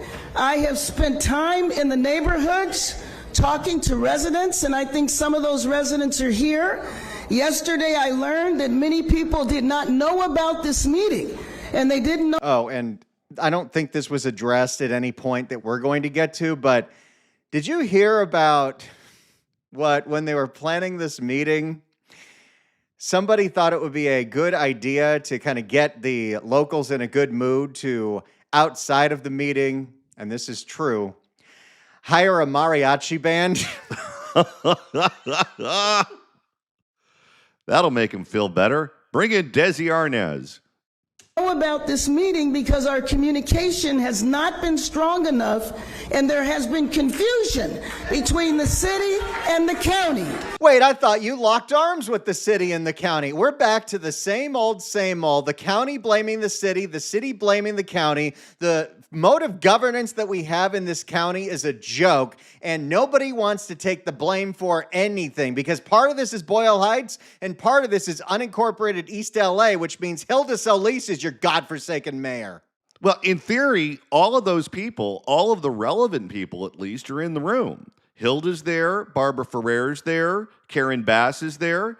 You have the person at the top of the pyramid of the city, the person at the top of the pyramid at the county, and the person at the top of the pyramid in the bureaucracy of the county. What more do you need?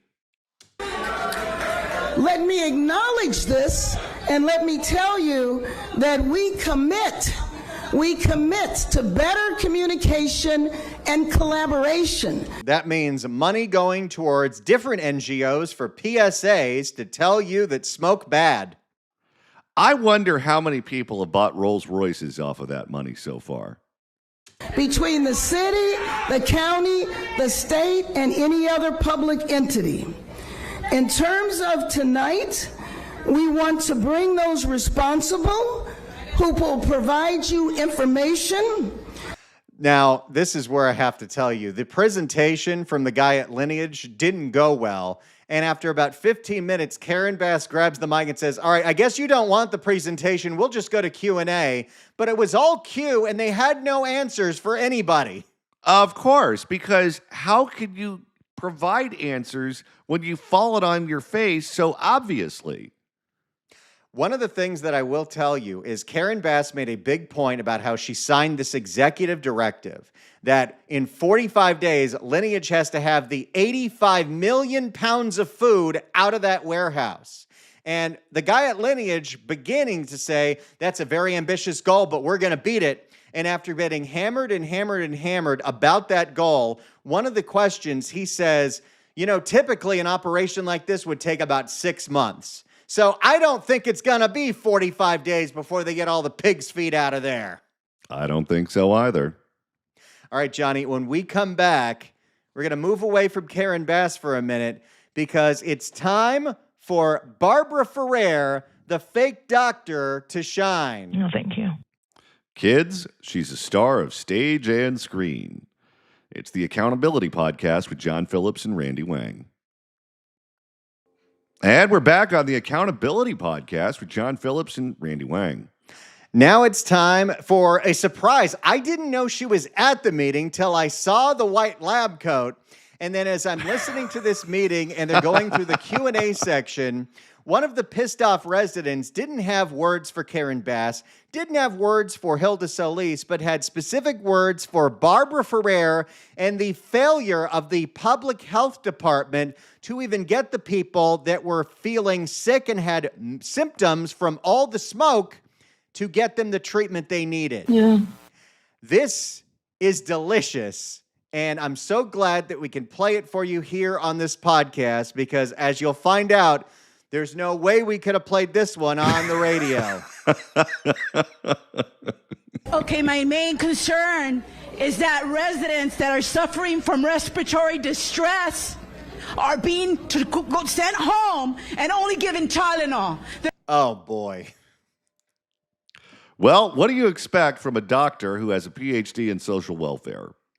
So the county got a whole bunch of money to set up health clinics. The health clinics are being touted as, hey, we'll take care of anything that's going on with all the symptoms you're experiencing from being around these toxic fumes and these horrific smells and all the poison that's in the air. And when you're going in there, your lungs are filled, you're getting Tylenol. Seems about right. You know what we need? We need Doctors Without Borders. They're not giving chest x-rays. They're not giving oxygen. They have people that are full of lungs and their phlegm is full of it and they're not taking the phlegm out. So Barbara Ferrer, you have failed us. Oh, I love it. I love it. She got a name check. Yes, and that's where I realized, oh, she's there. You did not create a medical response, an emergency medical response, when we have people that are being turned away and sent home. Are you surprised? We saw how she ran this county during COVID, where the county board of supervisors gave her keys to the kingdom. Okay, now let me predict how she's going to react to this. She's going to step to the microphone and go, give this woman some Narcan and condoms. Next slide. Are suffering, and it is a disgrace that this county has done nothing to do with the hospitals that are not dealing with us. I've had to deal with people going to 2 or 3 hospitals just to get a fucking pump. Oh, boy! Oh, Babs is not going to like that language. This is why we had to save this video for this podcast. You cannot bleep these people. Their voices need to be heard. That's bullshit. We need to deal with that. And Hilda, I know you're dealing with it, but right now the county failed with the emergency medical response.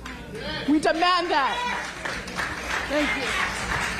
So usually what happened in this meeting is that someone would scream like that, and then they would just be like, all right, next question. But Babs got so offended that she was personally called out that she decides to respond. That's probably a mistake. Yes.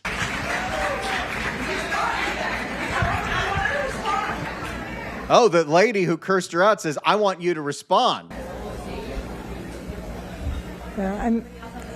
I also am just going to start with an apology.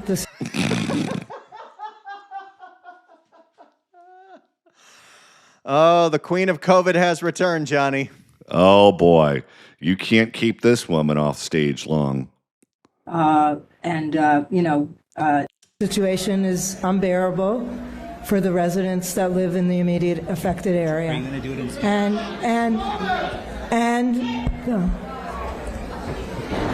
And you're right to call out the places where the failures have been the most acute. So I'm here to listen.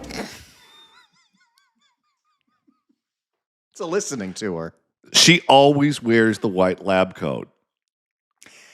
When COVID first started and they started putting her out on these daily press conferences at the County of Los Angeles and introduced her as a doctor, people that were scared to death about this unknown disease coming from China believed that she was a doctor.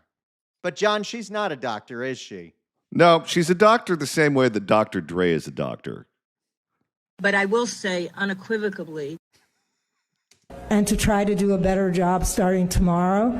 I want to note that. Let's not forget, this witch makes $650,000 a year, and she's a complete failure at everything that she does. And the county has had many opportunities over the last 7 years to fire her ass, and they won't do it.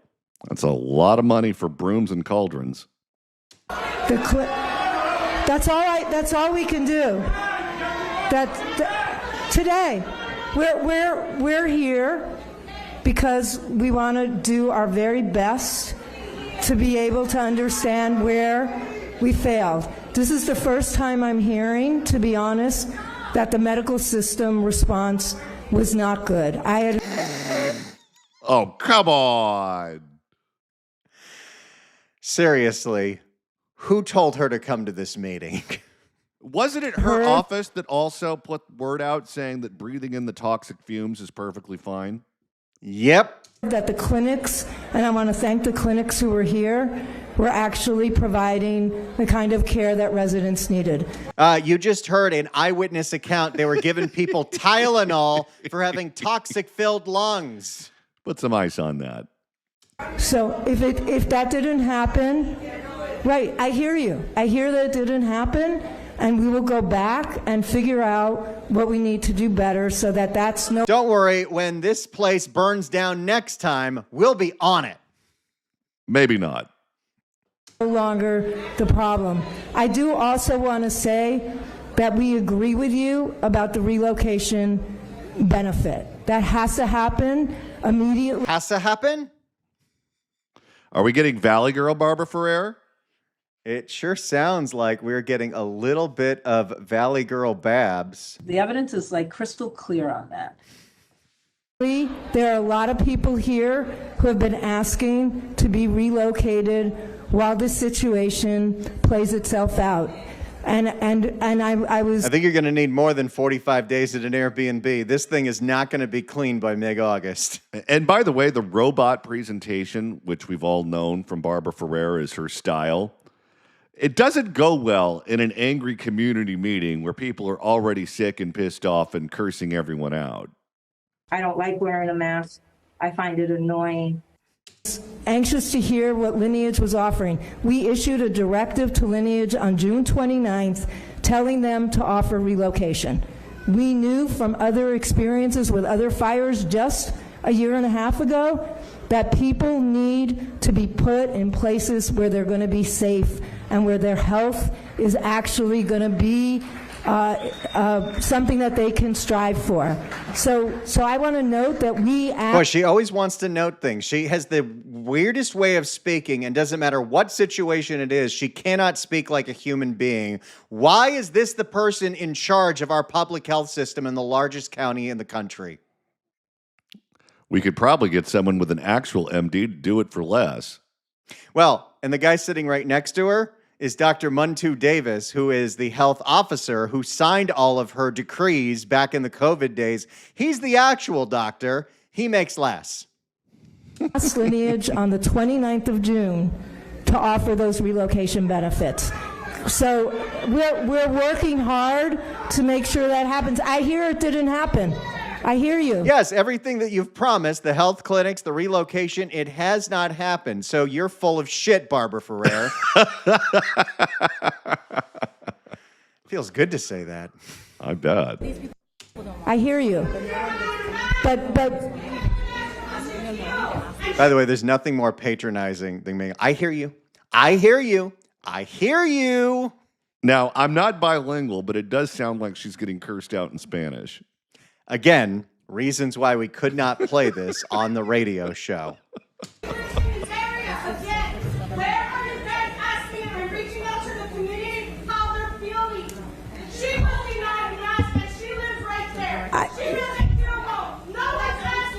Well, we're listening now about what you're saying.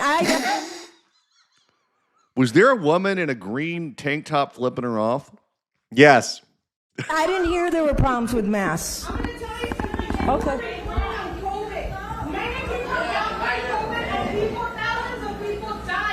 She's getting yelled at about COVID now. I am here for it. Oh, that is therapeutic to watch. Keep going, lady.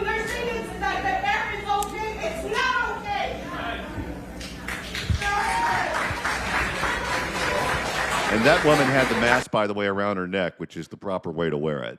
Yep. Abigail, we have one more over here. So then they decide to move on. Now, when we come back, Johnny, I'm going to play you what happened when Karen Bass tried to wrap this meeting up, because it didn't go well. Sounds like a delicious dessert to me. It's the Accountability Podcast with John Phillips and Randy Wang. And we're back on the Accountability Podcast with John Phillips and Randy Wang. Let's hear what happened when Karen Bass tried to wrap up this very tense meeting where she and Hilda Solis and Barbara Ferrer got rightly cussed out by the poor residents of Boyle Heights in East LA. I know that. Yes. Let me say a few things. Let me respond to a few things. Several of the things that were raised, and let me just say that we're going to wrap this up shortly. And what we're going to do from here is for people who have questions, and we have a number of questions, we are going to respond to those questions in writing. That doesn't do anything. No, she's hoping that people just move on and stop paying attention. This is what Karen Bass does. And we will put it... We'll do an after-action report. How about that? on the website, but let me respond to several of them now. In terms of better communication, I could not agree with you more. I have been in the neighborhood multiple times. I'm going as soon as I leave here because the neighbors that live nearby have asked me to come at night because the smells are worse. Now, why don't you bring Gavin with you? He's in Nevada campaigning for Democrats who are running for office there. He's the governor of California. Wouldn't it be a better use of his time to survey the area with you when the smell is the worst, as opposed to campaigning in another state for candidates who are running for office that have nothing to do with California? If you can't get Gavin, could we get a former candidate for governor? You can smell it right here. Oh, that would be quite a duo. And I will go there then.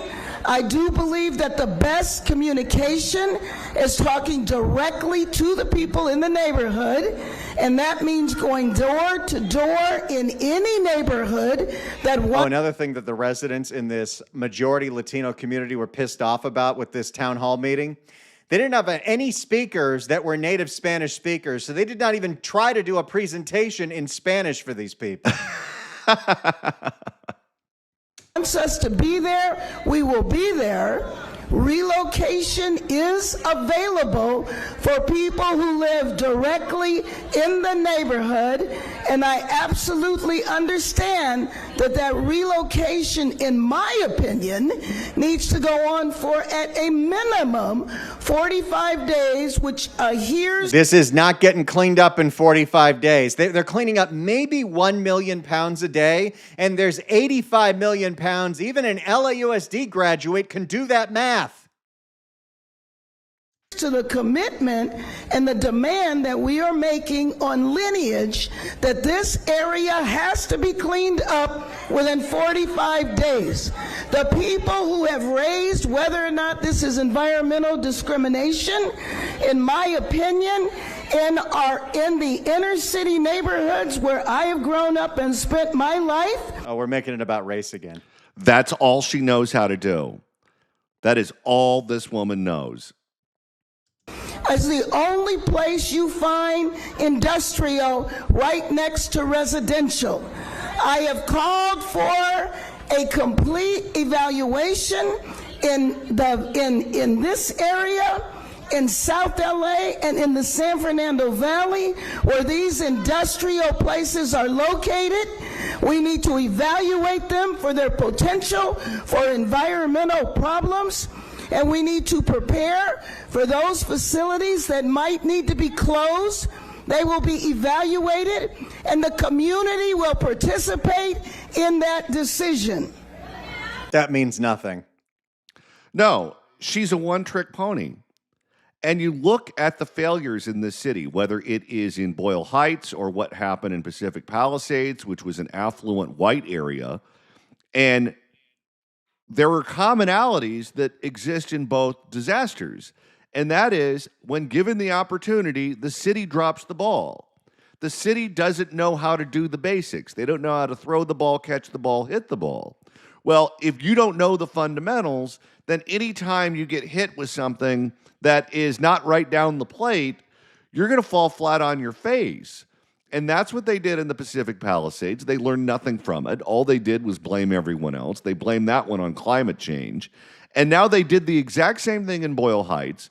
And instead of accepting responsibility, they blamed it on racism, which means they're going to learn nothing from this one. And whenever we get hit with the next one, it's going to be blamed on something else. I started with East LA. Absolutely.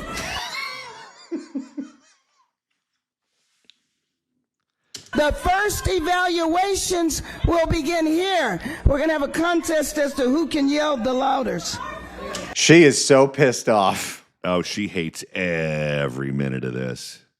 This is what you sign up for when you want to be the mayor. Get ready, Nithya. Nobody's going to like you either. Let me just say that we are providing assistance for the community in terms of cash, in terms of groceries, in terms of cash to small businesses. We will continue to do. How about that guy that you towed all of his cars from his repair lot right outside of the factory and then sent him a bill for the impound? While he was dry heaving. That, and we will continue to make those demands of lineage. This accident happened because of the two companies that were located there. That's how the harm was created to this community.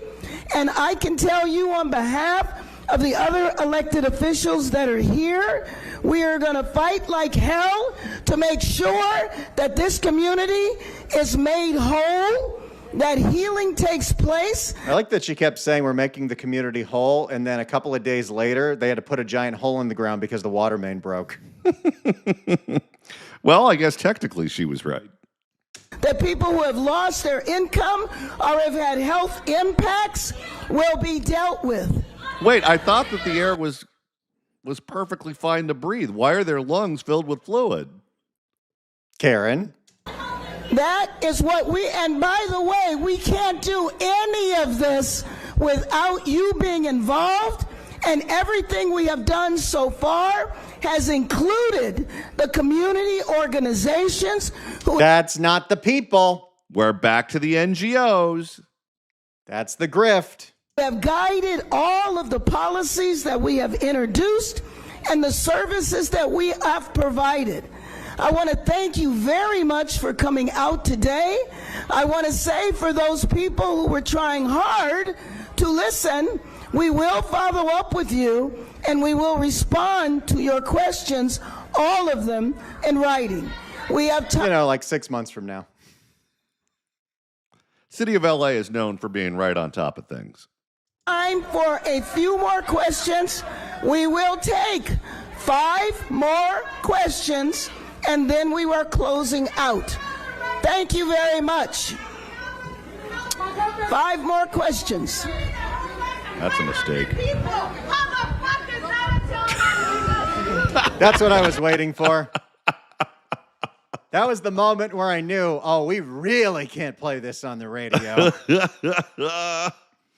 So there you go, Johnny. That was a nice little taste of Karen Bass and the fake doctor getting straight up cussed out by the residents of Boyle Heights at their pathetic response to this disaster that continues to this day. And everyone who lived in California during COVID needs to see Barbara Ferrer getting cussed out at least once in their life. It is very cathartic. All right, Randy. That's it for us this podcast. However, we do have one request for everyone who listened to this podcast or watched it, and that is to subscribe. Hit that subscribe button, like this show. Let's get it out to as many people as possible. If we can get to 1,000 subscribers this week, we have a very special video treat just for you. So tell your friends, tell your family, subscribe to the Accountability Podcast with John Phillips and Randy Wang. See you next time.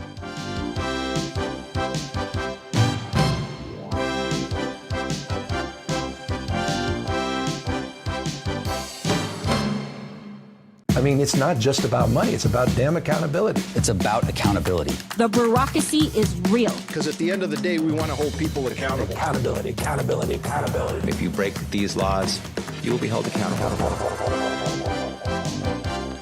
Welcome to the Accountability Podcast with John Phillips and Randy Wang. This is where we hold the state of California accountable, the politicians accountable, the criminals accountable, and ourselves accountable, because everyone uses the word accountability over and over and over again. You can check us out on YouTube if you're listening to us. Watch the show at youtube.com/@accountability podcast. And Johnny, we are now over 1,300 subscribers. So thank you all so much for doing that. Keep it going, people. And today, the topic is a man who looks in the mirror and sees a future president of the United States. But maybe, Randy, he should take a second look in that mirror. He might see a guy who's going to end up on Nancy Grace's radar. Accountability, accountability, accountability. Governor Gavin Newsom has brought a whole lot of unwanted attention on himself. Or I guess you could say wanted attention, because Gavin Newsom was the one that goes out onto a podium in a hastily thrown together press conference to announce, "I'm being investigated by the federal government. How dare they?" And ever since then, there's a whole lot of questions being asked about what exactly has been going on in the Newsom administration and what has been going on with Gavin Newsom and specifically his wife and nonprofits that they run and their business with the state of California. We, of course, have not heard any confirmation from the feds that the Newsoms are being investigated, let alone Newsom's wife. And that's typical with how the feds operate. They keep a low profile until charges are filed or homes are raided, those sorts of things. But that's exactly what Gavin Newsom said. Newsom said it's his wife and her business ventures that the feds are taking a look at. And one of the ventures that has gotten a lot of scrutiny lately, especially from our friend Julie Watts at CBS News Investigates, is yet another one of those big Gavin Newsom press conferences where the wife was there to celebrate what a monumental, momentous occasion this was, when even though nobody was asking for this, Gavin Newsom announced a massive $40 million contract. Well, no, excuse me. A $40 million diaper contract with an organization that has ties to Jennifer Siebold Newsom, Baby to Baby, in order to give away 40 million diapers to new California parents, something that nobody was really asking for. And it was yet another one of these situations where this was a nonprofit that had ties to Jennifer Siebold Newsom.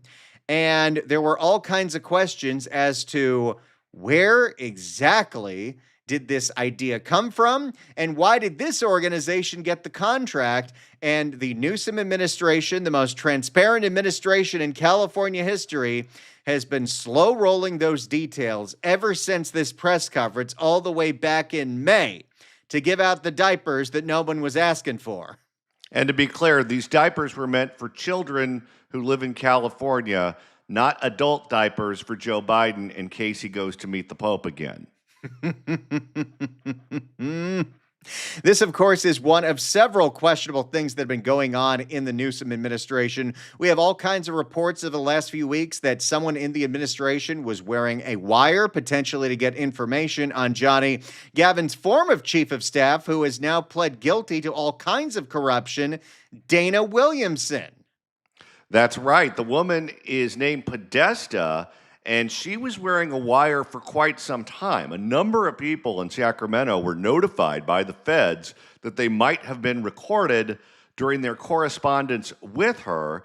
Gavin Newsom has alleged that the feds keep telling people in Sacramento, give us dirt on Newsom, give us dirt on Newsom, but none of that has been confirmed. That's just Gavin's claim. Everything that we have seen, at least right now, is all that wiretapping was in connection with Gavin's former chief of staff, Dana Williamson, and her corruption scheme to steal money out of Javier Becerra's domain campaign account because Javier Becerra's chief of staff left the state government to go work for the federal government at a pay cut, and she was just helping out a friend pay his bills, or at least that's what she said. And to be clear, the investigation into Newsom, which is a separate one apparently than the one that's going on right now with Dana Williamson, the investigation into Newsom started under the Biden administration, not the Trump administration, and it also started out of the California office, not out of Washington, D.C., allegedly after whistleblowers within the government of the state of California went to the feds with allegations.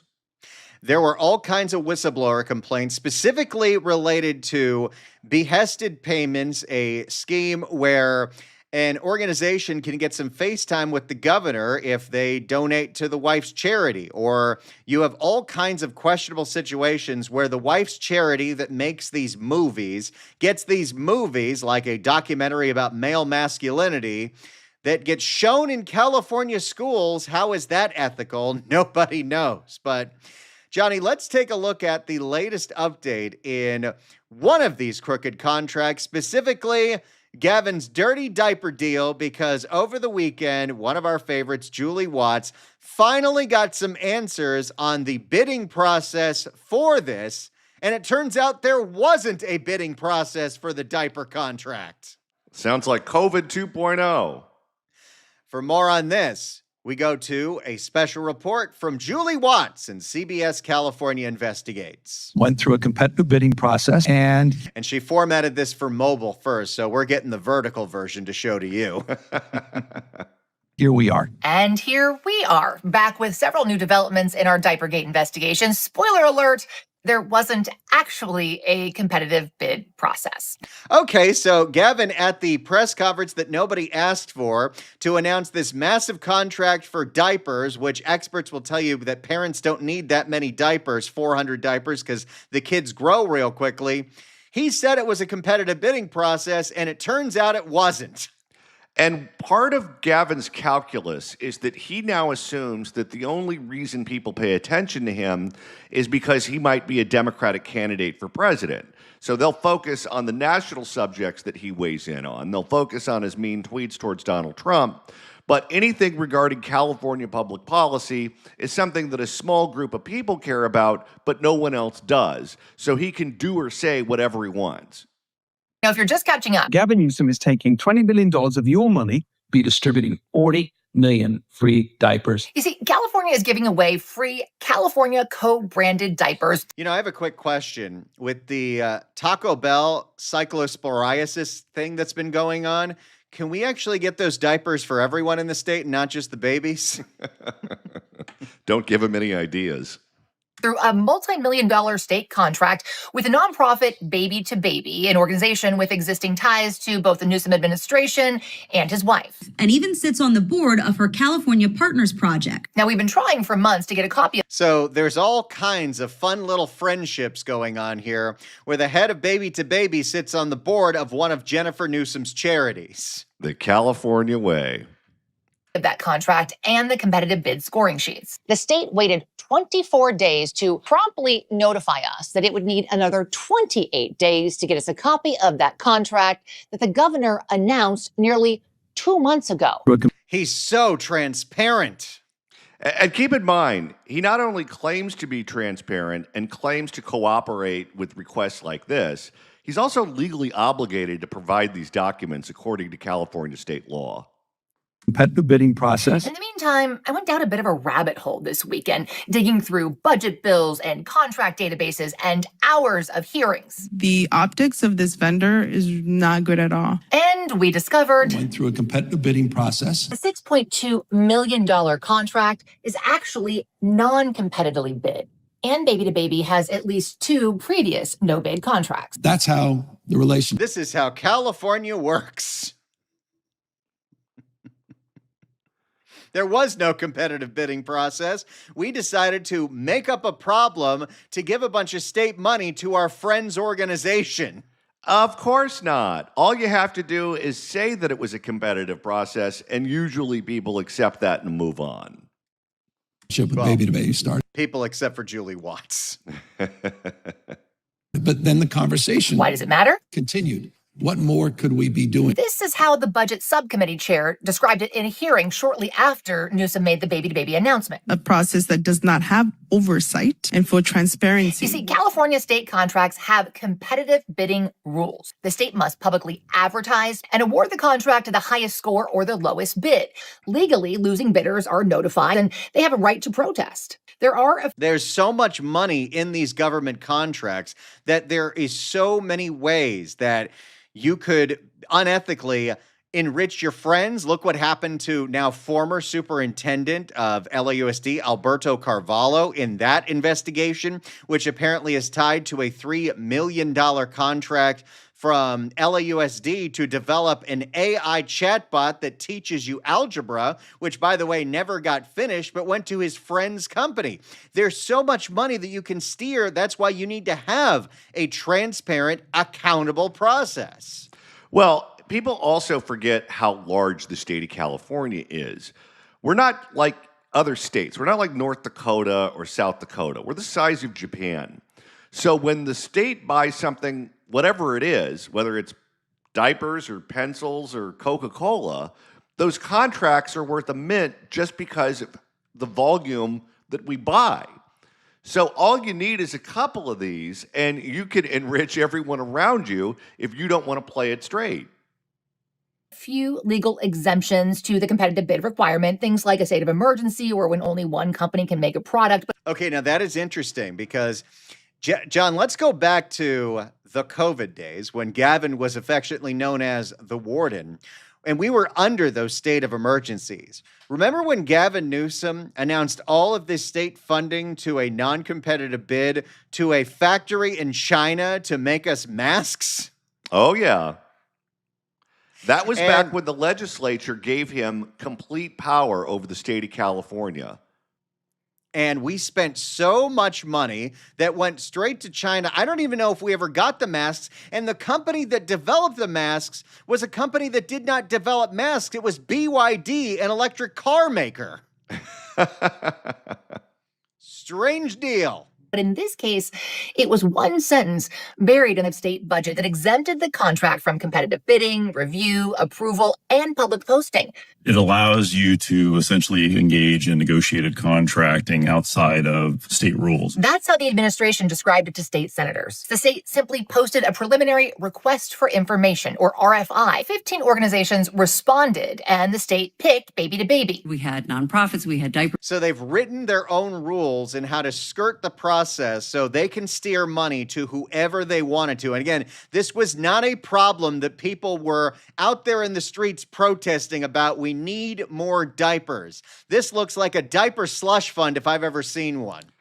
And just so you know, the senators who are raising questions about the ethics of this are not Republicans. The woman you heard from earlier is a very left-wing Democrat from the San Fernando Valley in Los Angeles. This was so grotesque that it got on their radar to the point to where they were publicly willing to challenge the governor's office over it. Manufacturers. That's the agency director. And so we believe it was a robust, meaningful process. We do know several applicants, including one of the nation's largest diaper bank networks, never got an interview. None of you in front of me got to choose who this vendor is. I recognize that. Now, to be fair, we did background Baby to Baby, A highly rated charity with more than $70 million in revenue. Yeah, but there's plenty highly rated diaper charities, apparently. Why did we choose this one? Oh, we're friends with Gavin and Jen. Ah, that makes sense. Records confirmed the co-CEOs have made less than $70,000 a year for the last 15 years, and their celebrity board members do not take a salary. But here's the thing. This is one of more than a dozen similar competitive bid exemptions in this year's state budget, totaling over $1 billion. Contracts don't have to be competitively bid and don't have traditional oversight. Without Julie Watts, we would not know any of this. She is a treasure in the state of California. But there is the takeaway. Besides this diaper contract, in this year's budget alone, there is $1 billion of contracts that did not go through an actual competitive bidding process, which means whether it's friends of the governor, friends of the state senate, the legislature, what have you, we're steering $1 billion of our $350 billion budget to whoever we want to. And yeah, that can lead to all kinds of corruption. So I think there's a couple of points here that need to be made. First and foremost, people outside the state of California are watching this and they're going, okay, Gavin Newsom is a rich guy who is polling at the top of the Democratic field in the 2028 primary. Why in the world would he risk everything for a side hustle that could be deemed unethical or could be deemed to be illegal? Why in the world would he roll that pair of dice? That set of dice. Well, I think there's 3 points here that you have to consider. Number one is that Gavin Newsom is not as rich as you think he is. Gavin Newsom is not Governor Pritzker in Illinois. He's not Tom Steyer. He's not Donald Trump. He is not a billionaire.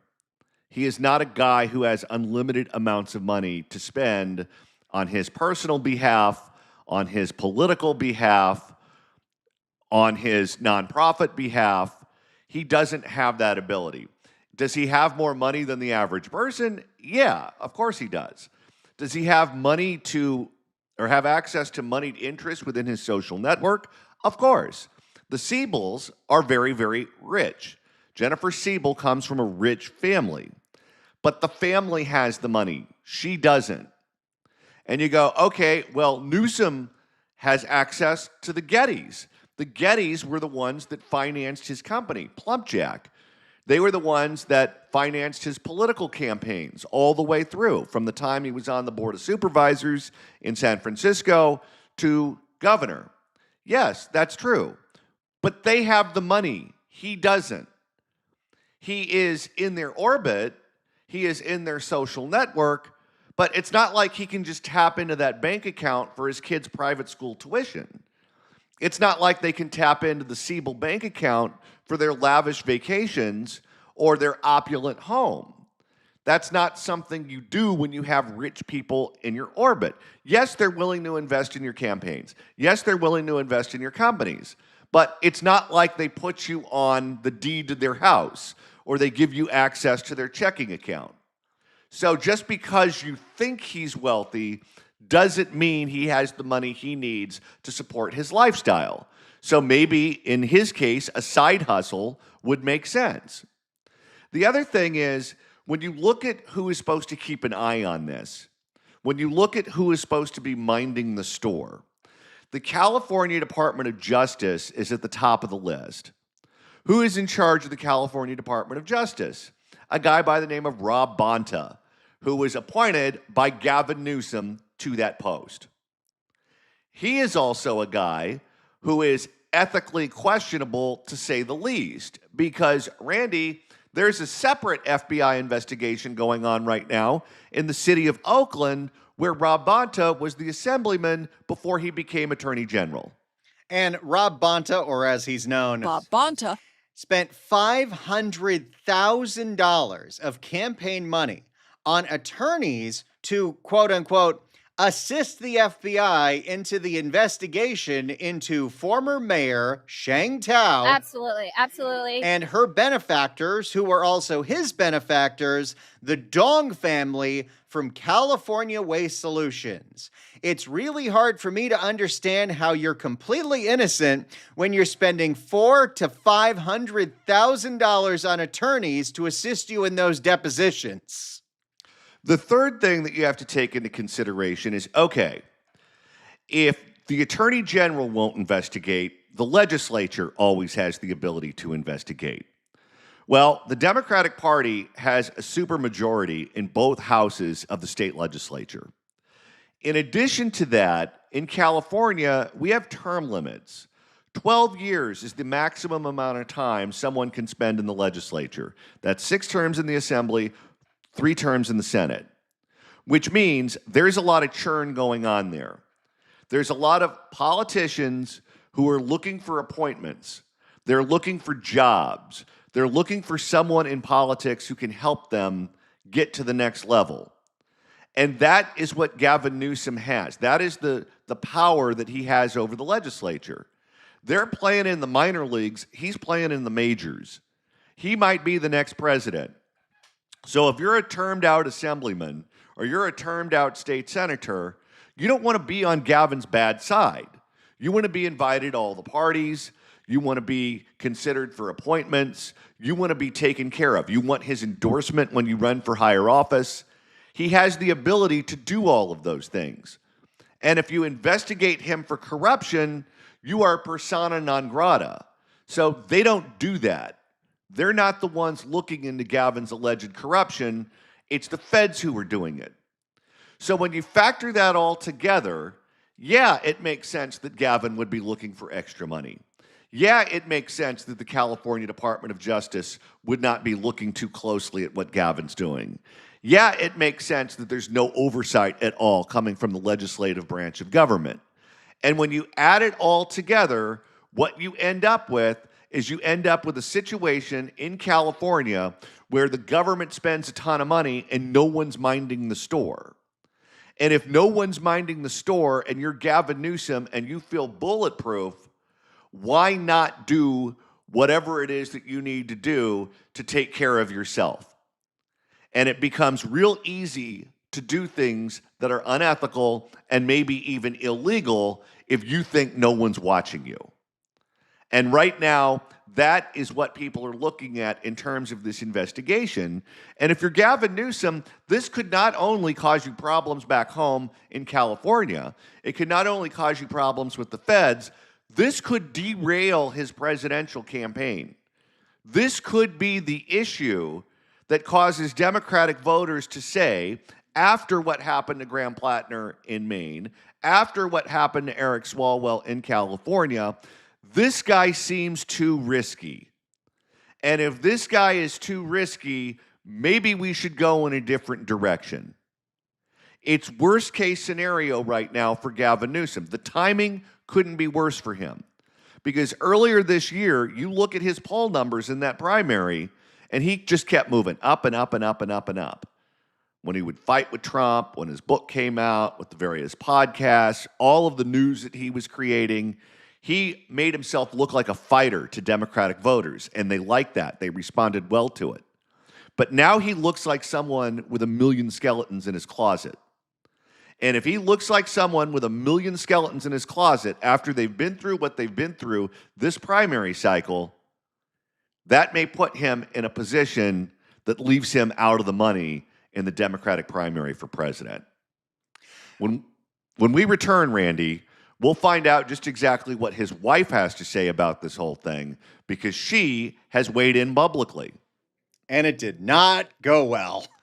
All that coming up right here on the Accountability Podcast with John Phillips and Randy Wang. And we're back on the Accountability Podcast with John Phillips and Randy Wang. All right, Randy, we just went through what Julie Watts had to say about the diaper contract that was not a competitive bid, that had attachments to Gavin Newsom's wife. And Gavin Newsom's wife, Jennifer Siebel Newsom, is not staying quiet about the feds looking into her affairs. She went on her first television interview since the Newsoms announced they were being investigated by the feds, something the feds have not confirmed, but Gavin had to make sure that he let everybody know. So she went on with Stephanie Ruhle on MS Now, and didn't go great for her. For more, here is the Stephanie Ruhle Show on MS Now. Or Money, Power, and Politics. Excuse me. I forgot the name of it.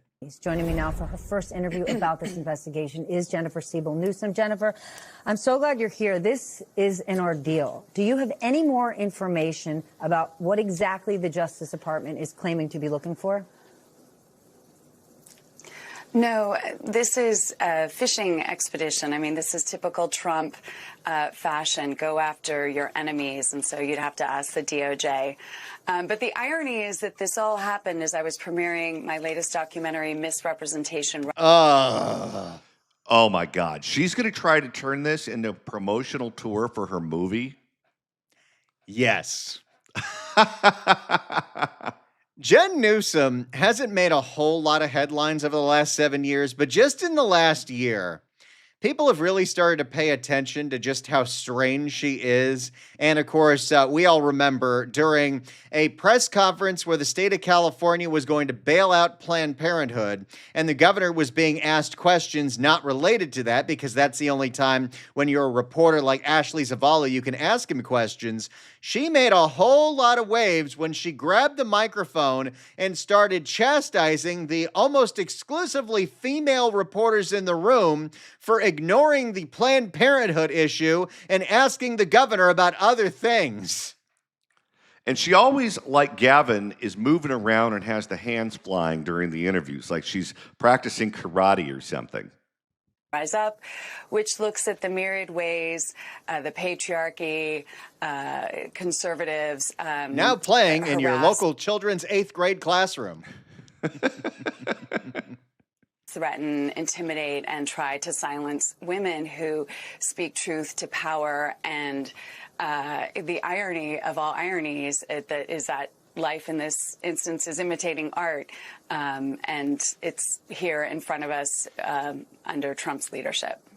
Is it having an impact on your work? Because the investigation is allegedly looking into your nonprofit that focuses on gender equity. How is this impacting you in your business, essentially? Look, I've written, directed, and produced 5 documentaries that expose... Humble brag. Whoa, this is entirely an interview that she is using to promote all of her projects. Now, what's interesting, and you think you mentioned this before in the podcast, Randy, she's making these movies that are intended for children. And one of the groups of children that are exposed to these movies are children who go to school here in California. Well, these movies aren't free. So if she's making movies and the school districts are buying the movies, how is that ethical? Because the state of California is in charge of the funding for the school districts, and her husband's at the top of the pyramid. Harmful gender stereotypes and norms, and the benefits to society when we value women, when we value the feminine, when we help men lean into care at home. And I will keep doing this work.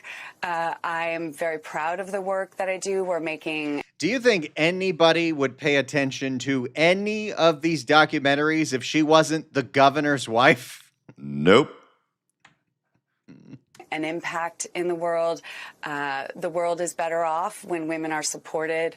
Children are better off when women's wealth, health, and safety are addressed. Our communities are healthier, and our economy thrives.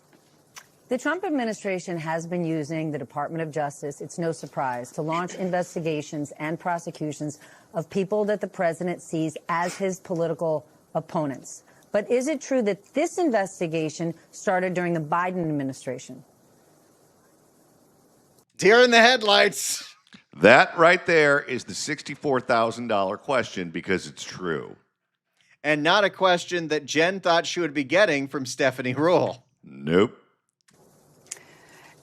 I don't know the details. I do know that, Trump was coming after my husband back when Biden was president, and Biden was running for the presidency, and I thought it was ironic.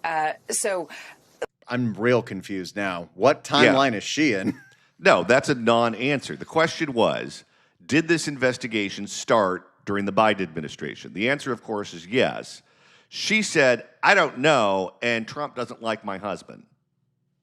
Okay. Look, this is a fishing expedition, and I think what you're saying is that it's just been going on for a long time. Do you think she told Gavin she was going to do this interview? If she did and he said yes, he's dumber than I thought he was. My husband is Trump's most outspoken critic, and he's the GOP's biggest, I don't know. They've always targeted my husband, and whether it's the GOP themselves or, their media empire with Rupert Murdoch and the like, we're just... Boy, this girl is floundering. And it's just some ad hominem attack on the California Post and Fox News and the Wall Street Journal. What does that have to do with any of this? Remember, they brought all of this on themselves. It was not a leaked memo from the DOJ. It was Gavin Newsom holding the presser saying, I'm being investigated, that started all of this. You know, kind of sitting ducks in that regard because they think that my husband's aspiring for the presidency and they want to silence him. And therefore, they go after his wife and those close to him. Is he aspiring for the presidency? Okay. I understand why Stephanie Rule is asking this question because it's a national cable channel. But the follow-up question to that should have been, it has also been reported that this investigation started from the California office of the Department of Justice, not the Washington, D.C. office, which is theoretically where you would go if you were launching a political investigation. And it was sparked not by someone from the White House or from Washington or in the Republican Party, but from California state employees who thought they saw something illegal. And these whistleblowers then went to the feds because they thought that they wouldn't get a fair hearing at the state level. That's what we've heard, that it was California whistleblowers that sparked this, not anyone in Washington. I would love to hear her answer to that question. I believe right now we are focused on California. Oh, it is the ultimate politician word, which means I refuse to answer your question. Here's what I am focused on. Johnny, we'll hear the rest of what Jen Siebold Newsom has to say in this interview when we come back on the Accountability Podcast. All right. And we're back on the Accountability Podcast with John Phillips and Randy Wang.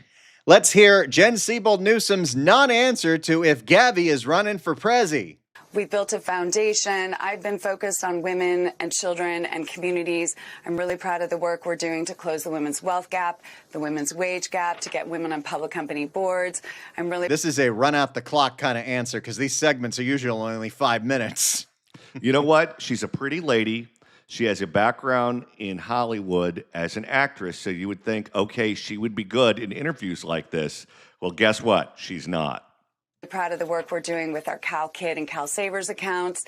Well, it's one of those things where, and this was true when Kamala was running for president, you have to get your reps in. If you're somebody that does a lot of these interviews, you get better at them. You build a muscle memory. The Newsoms do not do a lot of one-on-one interviews that aren't highly manufactured.